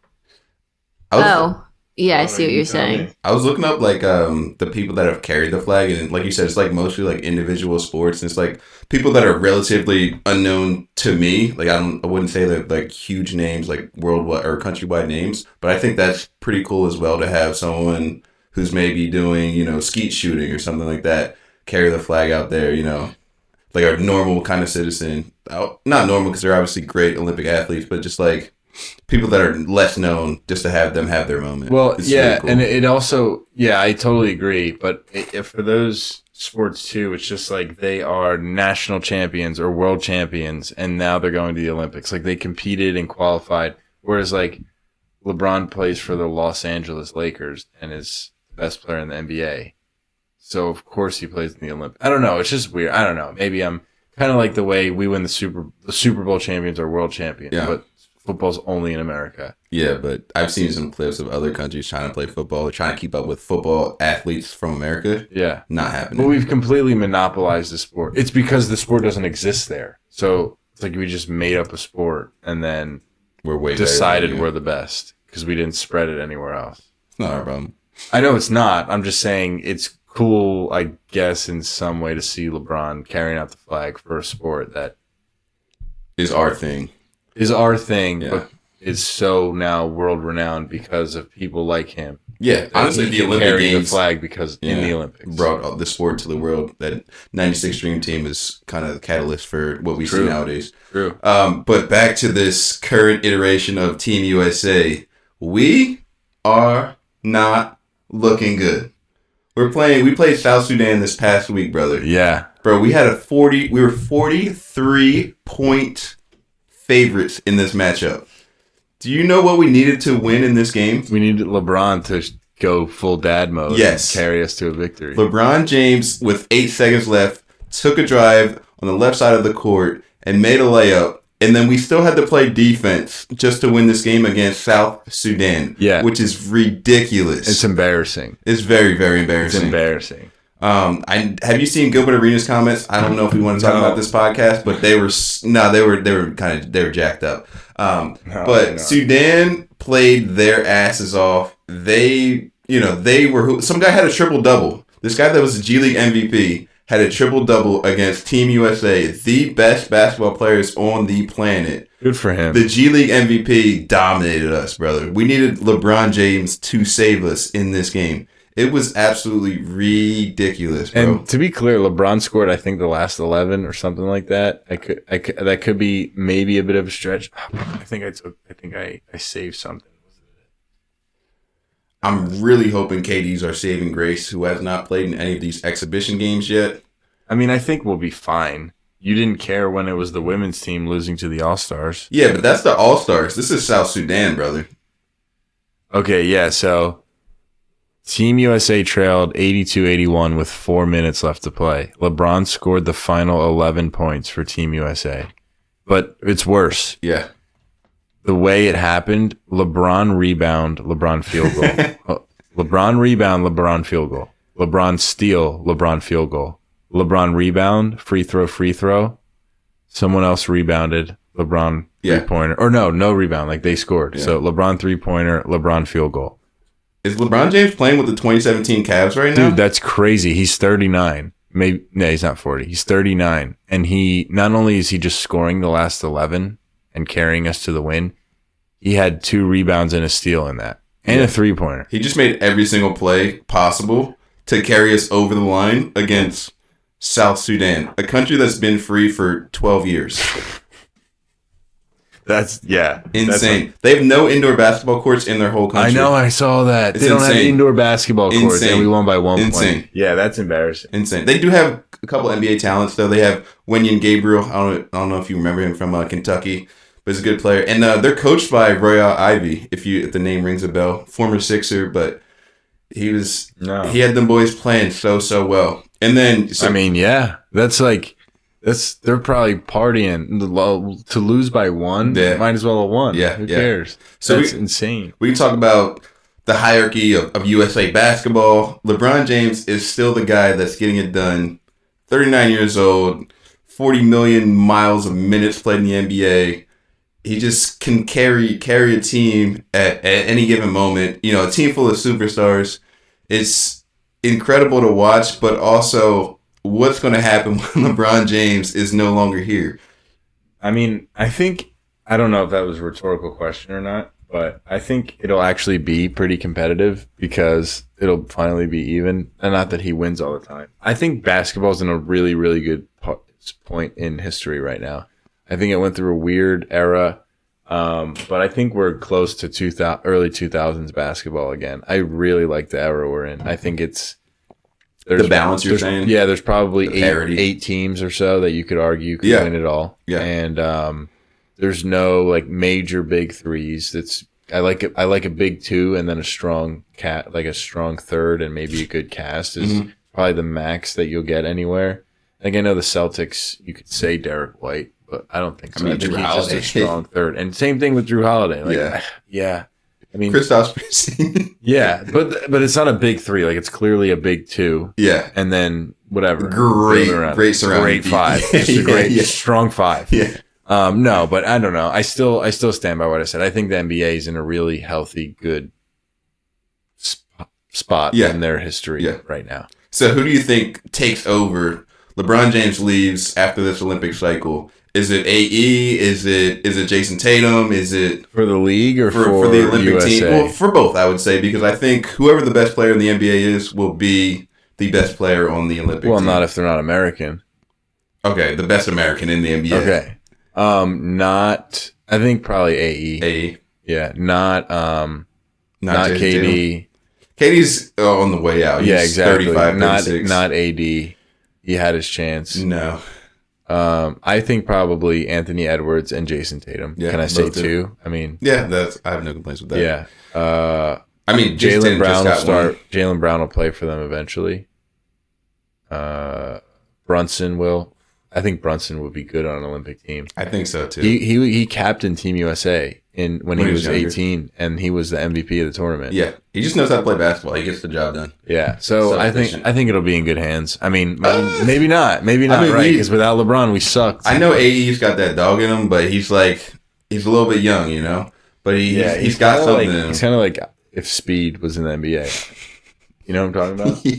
No. Please elaborate. You don't know I Show Speed? I do know I Show Speed is, but what's the correlation? He just seems like he figures things out and he's talented, but he's got some wild card in him where you think he might make some bad decisions on the court that cost you the game. Okay, I can see that. He's still young. He's still learning. He's still maturing. Correct. Okay. Yeah. I got you there. That makes a little bit of sense, but you caught me off guard with the I Show Speed barking at people. I don't see AD out there. No, he's not. He's got the dog in him, but he's not barking at anybody. See, I don't know. There's something there. There's something there. What else did we have for Team USA basketball? Anything? I mean, they played it. Oh, the late game scenarios. The ball's going to Bron. How do you feel about that? Because you've got Steph Curry on this team. You've got Jason Tatum. You've got AD. You've got Embiid, but LeBron James looks like the guy. I know KD's not playing in these exhibitions, but is LeBron James your guy? Fate of the universe is on the line. The Martians have the death beam pointed at Earth. LeBron James is the guy for you?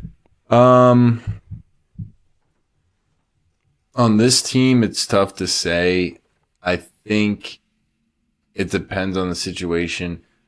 I believe in episode 1, my 2-minute drill. It might have been episode 2, but my 2-minute drill was around the clutchness of LeBron and how much better he was than everyone else. Mm-hmm. So it's between 3 people on the team and only 3 people, and that is LeBron, Steph, and KD. Mm-hmm. I think it depends on the situation. Like I think if we're down 3, Steph should take the shot to tie the game. I think if we're down 1, it should be. Honestly, if we're down 1, it should be LeBron, and if we're down 2, it should be KD. That's interesting. I know. I made that up, but I think I stand by what I said. Because I think you say, Steph, you're taking a 3 and you need to make it a tie. And then KD, you tell him, take a 2 or a 3. Whatever you can take create. The best shot, yeah. If you want to win. And if the lane opens with your weird-ass long arms, go get a bucket. And kind of the same thing to LeBron. I just think he's more inclined to take a 2 than a 3, whether that's a fadeaway jump shot or driving to the lane. So if we're down 1, just give it to him.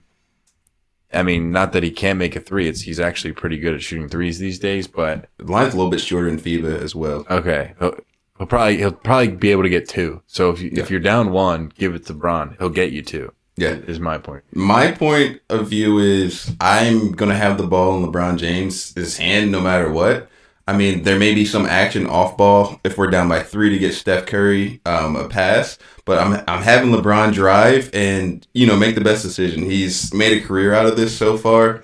He's been the best player in the world for maybe a stretch going on 20 years. I'm putting the ball in his hands, I guess, because I think he'll pass to Steph Curry. He knows he'll make the right play. If that's your point, yeah, I can agree with you there. So in that hierarchy, I just think LeBron James, his IQ, his knowledge of the game, his being there, in these situations for so long, you can't not have him be the main, the focal point of the offense in these late game scenarios. It makes sense that, they're kind of jumping on his back at the end of the game and saying, LeBron James, make a play for us. You're 39 years old. Just make a play for us.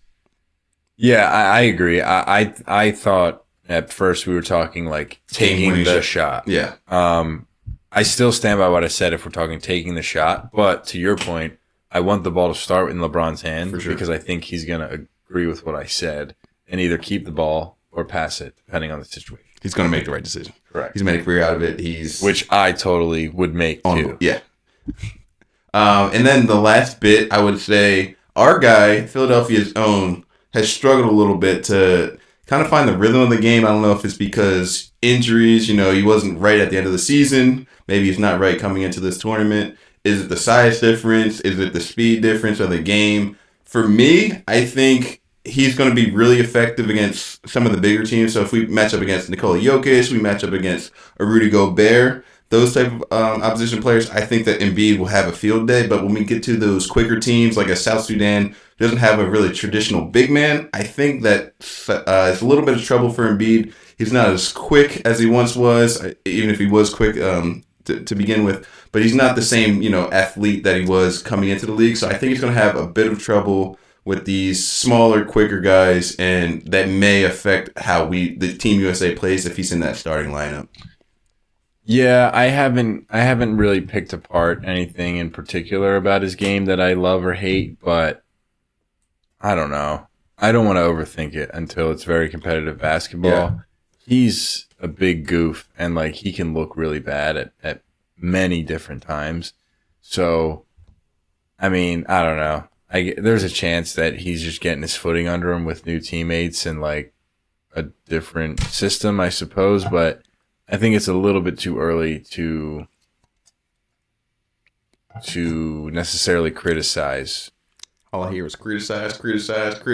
Yeah, but that could be me being a homer. I mean, I believe in his talent. I can't imagine that it's a weird rule change. He's not going to be good. But so far, that's what's happened. So yeah, we'll have to see. He looks very, very sloppy out there.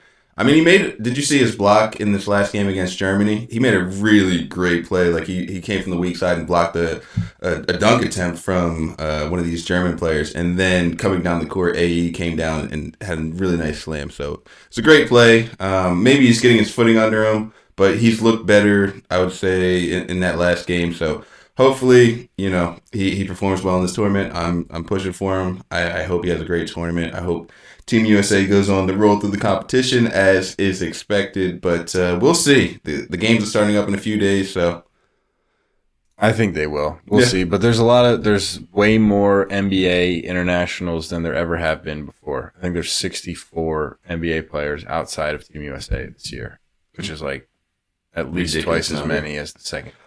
Just speaks to the globalization of the game.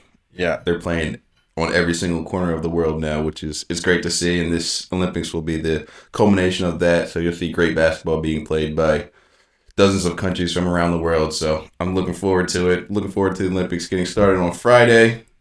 And then with that, there's one more? No, I was going to say there's more you're looking forward to. And it segues right into our next topic. Yeah.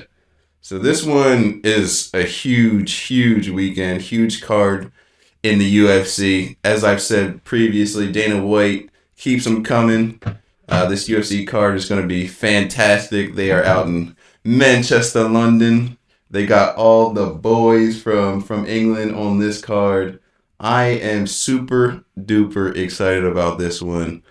Luke, is there anything that you want to point out, or do you want me to run through the main card and some of the undercard as well? I'll point out really just my one excitement here, which I know that you actually know two. two of my favorite fighters are fighting, and then you can run through it with your legitimate excitement. But for me, Paddy the Baddy, I love watching this dude not only fight but post-game, pre-game interviews. He's the man. He's awesome. If you don't know Paddy Pimblett, otherwise known as Paddy the Baddy, you should go check him out. He is hilarious, so entertaining, both in and outside the octagon. And then his counterpart, Molly Meatball, she's like also hilarious. Electric, yeah. I don't know if they're both from the same area. He's from Liverpool. Yeah, they're both Scousers. Yeah. Give me your best Scouse accent. Scousers? I don't know. Hold on. I got one. I've been prepping for this all week. Sadio Mane is the best player in the world. In the world. Yeah, that's all I got. What do you got? So anyway, those are my two excitements. So you can give us your Scouser accent and then just run on through the UFC. Okay. My Scouse accent, I'm deep into the UK culture, so this will right. There's any UK people out there watching. So the Scousers actually don't consider themselves like a part of like the UK, which is great. So there's a political party, Sadio Mane, which they don't like, which is called the Tories. Yeah, and I believe they're more they're more. I don't know the full context of it, but they always say "fuck the Tories." Oh, really? It's fucking awesome. Yeah, you gotta hear him say it, but it's great. But yeah, Liverpool, what a town. Liverpool. Yeah, they have Wayne Rooney. Yeah, great accents. Yeah, Wayne Rooney's from there, absolute legend. Yeah, Everton. I got him in my 2-minute warning. We'll talk about a little Waz action. Nice. But yeah, Liverpool is in the building for this card in Manchester, England. Their time. I'm very excited because I can watch this. Sometimes it's hard for me to stay up, but we're in the UK time zone, so that 6-hour difference is going to help a lot this weekend. They're going to be on yes, sir. At a reasonable. The fights are going to be on at a reasonable time in the United States, so I'm super duper excited to watch these fights. In the main event, we've got Leon Edwards of Birmingham versus Tommy Shelby. Nice. Versus Bilal Muhammad.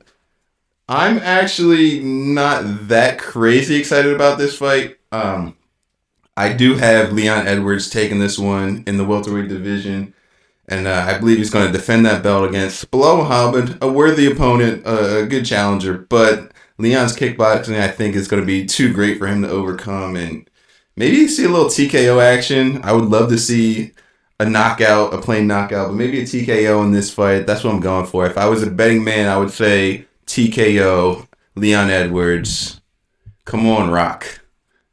Yeah, I don't know. I mean, I'm learning more and more about Leon Edwards. Obviously, he got much more famous after that incredible knockout against Kamaru Usman. But I do. So this is me not knowing really what he was like before then. But I do feel like that was a shock. I think most people had Usman winning that fight. Yeah. But since Leon has won, he has dominated his job, whoever he's come up against.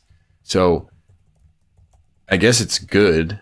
I was that because that stuff rubs me the wrong way sometimes when they like, oh well, Usman sucks now. He lost one fight and now he's trash. Although he actually has not been good. I don't know. He's not won a fight yet, but he can't walk anymore. Yeah, he has to walk backwards up steps. His knees are gone. Yeah. So anyway, that all I really had to say there was like, I trust you and your knowledge, but I think Leon has actually improved a lot since his claim to fame. Yeah, there's a saying in the boxing world as well as the UFC. It's like you get 50% better when you win the belt. In like every single fight, you get 50% better, or something along those lines. And Leon Edwards has shown that to be true. Yeah. He's been he defended the belt against Usman. Yeah, when he defended, I was like, oh well, Usman's gonna cook him now. Like he had him where he wanted him. Exactly. And then he had a legendary. He KO'd him because his coach told him, you have to KO him or you're gonna lose. Exactly. And so he did. I mean, he did. Whatever. Like, obviously, it was just follow directions. Yeah. Bro. Coach told me to KO, so I decided to.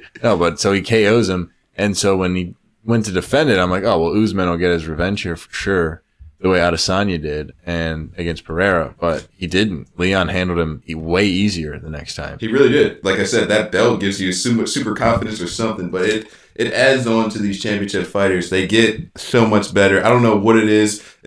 Are you training better? Are you more prepared? Are you more focused? Are you more locked in? But they do get better when they win the belt. Charles Oliveira too. Charles Oliveira with the belt is dangerous, man. Yeah, cool. But yeah, that Leon Edwards fight, I believe it's going to be a good fight. But I'm maybe more excited about this heavyweight fight. So another England, the interim champion actually, Tom Aspinall is fighting against Curtis Blades. Two heavyweights. Hey yo, Curtis Diddy's. Yeah. Curtis Blades, yeah, they're gonna throw down in the ring. I believe they're both strikers. I want to say Curtis Blades packs crazy knockout power. Aspinall is Curtis Blades packs the heat. Would you say? That's nuts. Yeah. Oh, yeah. You just did another one. Yeah. God dang. Curtis Blades, yeah. But yeah, this one's gonna be very, very, very, very, very, very sneaky. It's tired. It's late, ladies and gentlemen. It's going to be a good one. And then it'll lead into the winner of the John Jones versus Stipe fight, hopefully. So, the winner of this will go for the undisputed belt when John Bones Jones, whenever he's ready to return to the octagon. So that's something I'm definitely going to look out for. We have Bobby Green, who changed his name to King Green. I don't really get this, but he's going against Paddy Pimblett. And Paddy's not the favorite in this fight at the moment, Luke. That's all right. Put the mortgage on him. I love Paddy. I do love Paddy's energy. So I will say he was gifted a fight, which I thought he lost, but they gave him the win. I believe it was also in England. Yeah. So I was kind of pissed about that. But when these fighters take advantage, like some fighters do take advantage of their opportunity. So he's gone on and had better performance after that win. So he's performed way better, and he's looked a lot better than he has in that fight.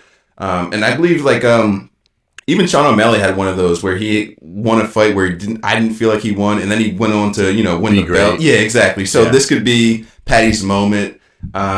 He's not the favorite in this fight. He's fighting in not his hometown, but it's the town over. Manchester's not too far from Liverpool. Yeah. So the energy is going to be electric. This English fans know how to show out. They know how to have a good time. Know how to put the pipes down. So this should be electric. I am going to roll with Paddy in this one. Even though, like I said, I'm a bit skeptical of his skill level. He's not afraid to strike. He strikes hard. Yeah. He's a good striker, but he's actually a grappler, and he's good at grappling. He went to a Navy SEAL training. I don't know if you saw this video, and who are very much trained in combat and grappling, in particular jiu-jitsu. And he choked out, or he TKO'd. Obviously not fighting. Like they tapped out, or he choked them out. I believe it was 12 or 15 Navy SEALs in a row without stopping. Mm-hmm. He just kept going for however many minutes it took. And no breaks or anything, just straight. No, he was drenched in sweat at the end, and they were just rotating. And it was fresh guys over and wow. And you said combat fighters. What branch of the Navy SEALs? Wow. Okay. Yeah. So he was just they didn't stand a chance. Which I guess other people would too. It's not like he's the best grappler in the world, right? But he knows what he's doing on the mat, and I like his ambition with his fists. So I'm always going to root for him. And I mean, honestly, you watch one of those guys' interviews. How do you not love him? He can clip he gets on for so sure. fat after he's I'm eating pizza. Who cares about how in shape you are? I just get in shape on accident because I'm training to be a good fighter. Yeah. The second I don't have a contract signed for a fight, give me the pizza, give me the beer, all that stuff. Yeah, he's just a fun guy around the ring. So John Daly for the UFC. Yeah, it's easy to root for him. I'm hoping that he performs up to the antics or just his personality. So I'm hoping even for the UFC's sake, he's a great fighter to market. So I'm hoping that he does pull through, so we get to see him more often in these bigger fights. Yeah. And then the next fight I have Arnold Allen versus Giga Chikadze. I believe Chikadze is from a Georgian fighter, but Arnold Allen's from England. This may be the fight of the card. Wow. Going into this fight, these guys, they're going to bang. They're going to absolutely bang. I'm very, very excited to see this fight. I don't know how it's going to end up. Both these guys can go, so I am very, very excited to see this one. Bookmark it. Make sure you're in your seats to watch this one. This is the opener for the main card. Giga Chikadze versus Arnold Allen. Everybody tune in. I'm telling you right now, it will be a banger. You will not want to miss this fight. I am not familiar with them, so I will be sure to tune in. Yeah. Maybe we'll hang out and watch it. You should. And then lastly, we have on an undercard fight. We already talked about it briefly, but Molly Meatballs is in there, and she's fighting against Bruna Brazil. Not too familiar with Bruna Brazil's game, but Molly's coming back. You know, she got tapped out. I believe she might have broken an arm. I believe she got submitted with an arm triangle or something. Dang. Yeah, it was pretty bad. And but she came back. She won her last fight, so pretty excited to see what she can do in this division. And let's see what happens in the hometown. Energy's going to be great. So I love Molly. Like we said, another Scouser. Shout out to Barstool. Yeah, and so she's similar to Patty. She's just so entertaining inside and outside the ring. So I'm supporting her too. Yeah, she gives great interviews. She's got great energy. The accent is absolutely hilarious. I don't really understand half of what she says, but it's awesome. Yeah, but it's a fun time. They've got to throw subtitles up on live TV. Yeah, cool. The last thing I have for UFC, I mean, I only chimed in a couple times. You ran through most of that. I saw today they are still looking to get the Chandler McGregor fight together, so we'll see if that ever comes to fruition. We'll see. I mean, I go so back and forth with McGregor, but like I just can't, like, Chandler's so into it still. I don't understand how it's a huge payday for Chandler. Compete. Yeah, I feel like Chandler should beat McGregor at this stage of their career. I don't think it should be close. McGregor's having as much fun as he should. I mean, as much fun as he can, which he should be doing. Like, he earned it. Yeah.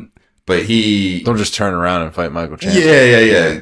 Please prepare for this. Like, you're risking your life when you step into that cage. I know he'll walk in prepared, but yeah, it's, you know, you're putting your life on the line. Please be prepared. Give the fans what they want to see, and then have no excuses to say this is why I didn't perform that well. Or just don't get in the ring. That's my point of view from it. I want to see a fully engaged, notorious MMA. If he steps into that cage, I don't want to see the half-ass Conor McGregor. True. Yeah, well, we can cover that if it ever gets booked. If it materializes, for now, we'll let it go. Well, I think that takes us, Ave, to the end of our agenda, which, as every one of our devout fans know, means that we have entered into the 2-minute drill where each of us will get quick 2 minutes or less to run through anything we feel like we missed or we thought would be cool. I'm going to lead off today because I haven't yet. Sorry. And I'll actually keep it brief too. I might be stealing someone else's, so I apologize somewhat, but I actually found out about this guy a couple of years ago. Are you trying to sabotage my 2-minute drill? Absolutely. By making noises? It's my turn. What does Skip Bayless say? It's my turn. It's my turn. Yeah. Kevin Sullivan, 14-year-old kid, debuts for the Philadelphia Union. So he is the youngest professional sports player of all time. They had to draw up a special contract and for labor laws and all that stuff. And I believe he couldn't play in a particular night game because of those laws. Actually, very cool. His older brother scored minutes before they brought him onto the field. So his older brother actually plays for the Union as well. Not much more to say on that. Just incredibly cool. I remember growing up, and we would see people who were like 16, 17, 18. They'd be like, oh, that's cool. Can't wait till I'm doing that. I don't know if you felt that way, but like I feel like a lot of kids did. And then we'd be like, oh, he's 21. He's old. Not old, but like, you know, you could make a career player in all these video games and start at 16 years old. So for whatever reason, it seemed real. Now as an adult, it's like, Jesus, that's pretty freaking incredible. Like, obviously, Lamine Yamal playing at a world stage and being one of the best players at the world or European level, which is almost the world level, is incredible. But to be a professional athlete, even in the MLS at 14 years old, I mean, hats off to that kid. He's got a bright future ahead of him. Who wants it next? Rock, paper, scissors, shoot. Sure. All right. Okay. We'll actually do it this time. Rock, paper, scissors, shoot. Darn it. Rock, paper, scissors, shoot. I win. He wins. Do you want it or do you want to give it to her? No, I want it. Okay, he wants it. What do you got? So, you thought that we were not going to talk about soccer. We lied to you guys. But if you're a notorious liar, so if you're this deep in the podcast, we appreciate you. But yeah, ESPN ranked their top 25 men's soccer of the 21st century. Men's what? Soccer players. Okay. Sorry, I didn't say players. Top how many? 25. All It right. was actually really 20. No, it's 25. But there's one guy that was left out of the top 20 who is my favorite soccer player of all time. Of the 20, remember, we're talking about the 21st century. Oh, He didn't make 21st this century. list. Can you run me through all the players? All of them? Go 1 through 20 so that I'm not saying yes right away. Messi, Yeah. Ronaldo. I'm going to say yes if they're better than Rooney. Yeah. Messi, Yes. Ronaldo, Yes. Titi, Yes. Zizou, Yes. Luka.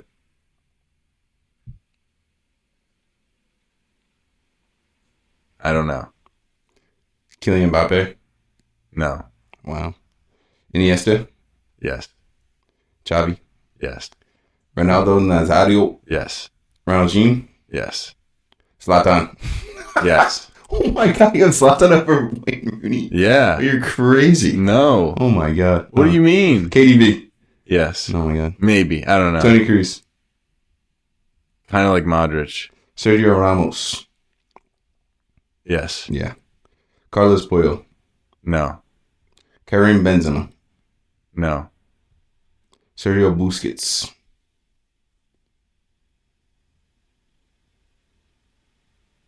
That's so hard.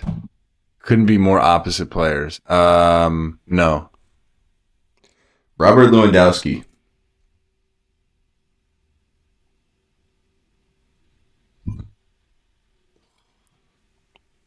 No. This guy's 19. Kaká. Yeah. Yes. He's better than Rooney. Neymar. Yes.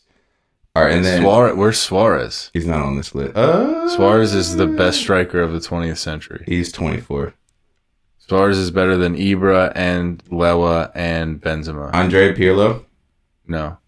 who's 21. Wayne Rooney's 22. Vieira's 23. Luis Suarez is 24. That's a horrible list. Gianluigi Buffon, 25. It's not horrible. There's a lot of people in there that I don't like, though. Yeah. Rooney's probably in my, top 15, I would say. I think he ended up around 16 for me. Yeah. Based on my... But there's some players that are just like, come on, bro. But, they do make these lists to get people talking about you've it. been out on Zlatan. I remember sending you... Zlatan's great. But Wayne Rooney's better than... Suarez, Benzema, Lewa, and Ibra. I'll give... You had Ibra last in that, I think. Maybe. But, okay. I think Rooney's better than Zlatan for sure, and definitely Kareem. But, yeah, this list... like I said, they do make the these only one he's not better than is ranked lower than him. Yeah. So... that's good. They make these lists just to get people engaged, which is annoying because they wanted it on our podcast. Yeah. But I was pissed when I saw that so someone posted a highlight clip with it, and I was like, yeah, this guy is amazing, and he sacrificed so much. He could have scored so many more goals, but he's just a team player. He's just like sacrificed for Ronaldo and for Van Persie. Yeah, I don't know if he sacrificed for Ronaldo, but definitely for Van Persie and others. Yeah, he's just an ultimate team player, ultimate winner. Is that all you had? Yeah. All right. Also, wait, one more. Okay. It's not sports related though. Deadpool and Wolverine's coming out this week. Yeah. Sick. Apparently it's really good, and apparently there's really famous people in it, and they've been able to keep it secret. And So apparently it's Taylor Swift. it could be Taylor Swift. Her song is in it. Because Deadpool is, what's his name? Ryan Reynolds. Ryan Reynolds, which And is his wife his best is her friends with Blake Lively I love and Blake Ryan Lively. Reynolds. That's But I Taylor think, Swift's best friend. but I Really? think the One of them, yeah. who's the female Deadpool? They didn't announce. What's her name? I don't think we know yet. I think Or we might know, but we haven't. This is the new movie that it that's might gonna be happen. Anna Joy, whatever her name Taylor? is. Yes, Oh, from the really? end, but Big because you fan. don't know because they just released this From video. the Peaky Blinders. And And, or the chest, and the chest one. the Queen's Gambit. Yeah, the Queen's Gambit. Queen's Gambit. But they just showed it walking. I say it because I just don't know what it was, and it's just like a blonde ponytail that you can see. So it could be. Oh, so we don't know. You don't know. All right. Well, thanks, A, for your 2-minute drill. That was really good. I love when Jessica- Avery's is 10 minutes long. Every single time. Yeah. Well, the two episodes ago, you just kept reading different, more Tweets. stuff. Yeah, it was great. Yeah. Sometimes I got good content, brother. Yeah. Sometimes you got to share. Jessica, did you have anything to add, or do you just want to close out the show? I can close out the show, but I also have things to add. 2 things came through. Oh, all right. Sorry, go ahead. What? Just add. I'll close the show, but you just do your 2-minute drill. Luke, you need to like. I meant, do you want the the show to be closed out? Avery, like, why can't Avery do it? Why can't Avery intro? Ave show maybe goes on. All right. No, we get copyright. We get copyrighted on that. Everybody. Michael Gallup retired. Interesting. Cowboy though. Cowboy. So I don't care. That's all I young. have to say about that. Yeah, 28. 2, Celine Dion will be opening the ceremonies with her voice. Your news and 2-minute drill will always keep me on my toes. What? Michael Gallup retires. Celine Dion's performing at the Olympics. The Olympics. Yeah, both that's sports cool. related. Opening ceremony? That's what she's doing? Yeah. Oh, in Paris. Correct. Isn't she sick, or she's sick?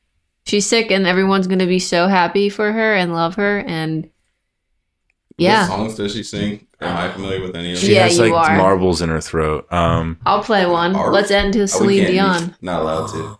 Our sponsors won't allow Do that. you believe in That's love Cher. after love? That's- That's Cher. that's I always Cher. think that's Celine Dion. Celine I Dion can is feel like something inside myself. Oh my Wait, god. Oh, this one's Celine Can you Dion. now? Give me this one.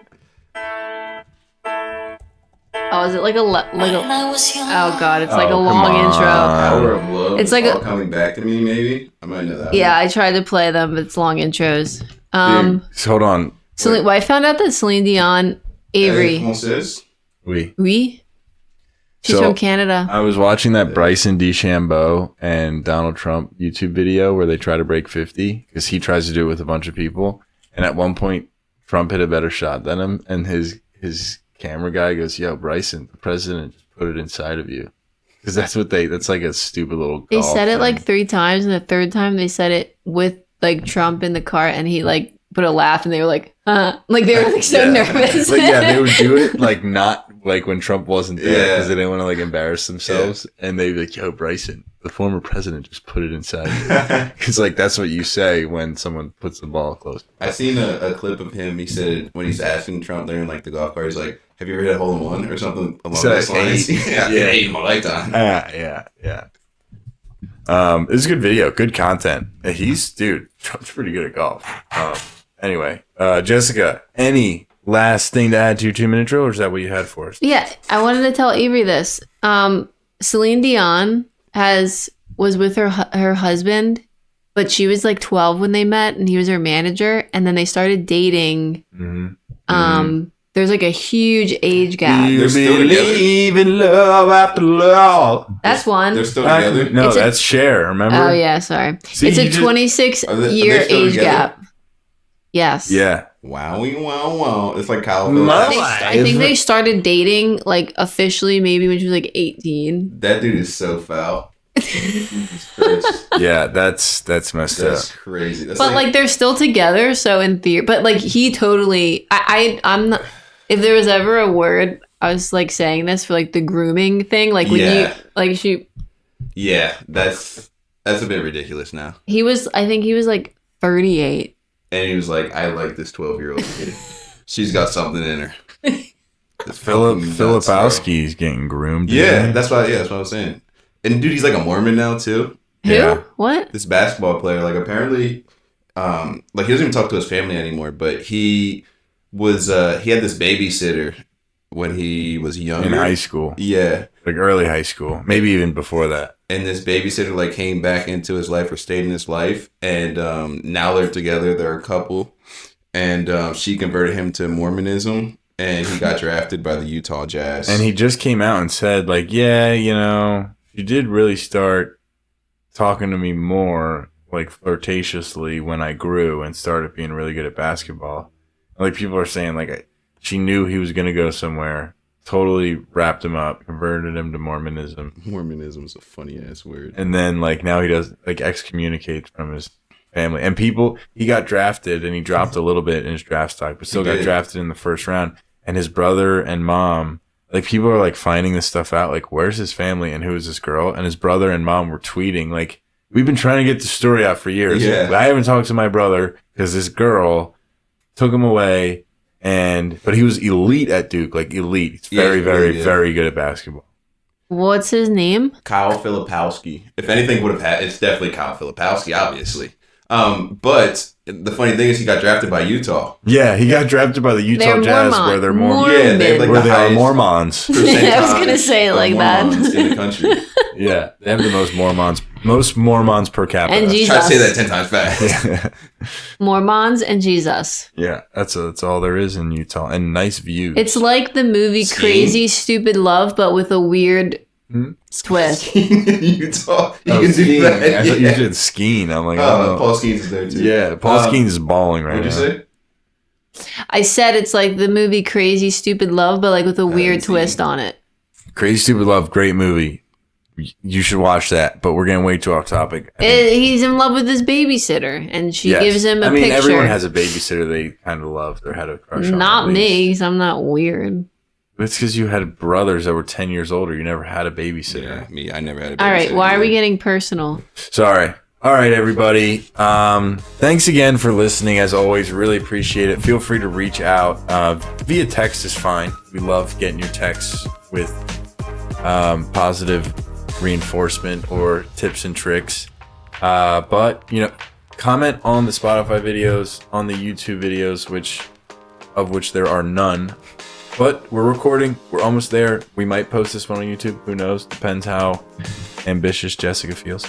And on our Instagram posts, please follow that Sideline Bants with a Z. It was all that was available at the time. Looking to get that changed. Like our pictures, comment on the pictures, follow the account. Thanks again for listening. We will see you next week. This is Sideline Banter, signing off. I know a song. Then, wherever you are, and I know that my heart will go. I don't know. From the Titanic, Dude, Avery. I've never seen that. That's Oh Celine. my God. That's Celine.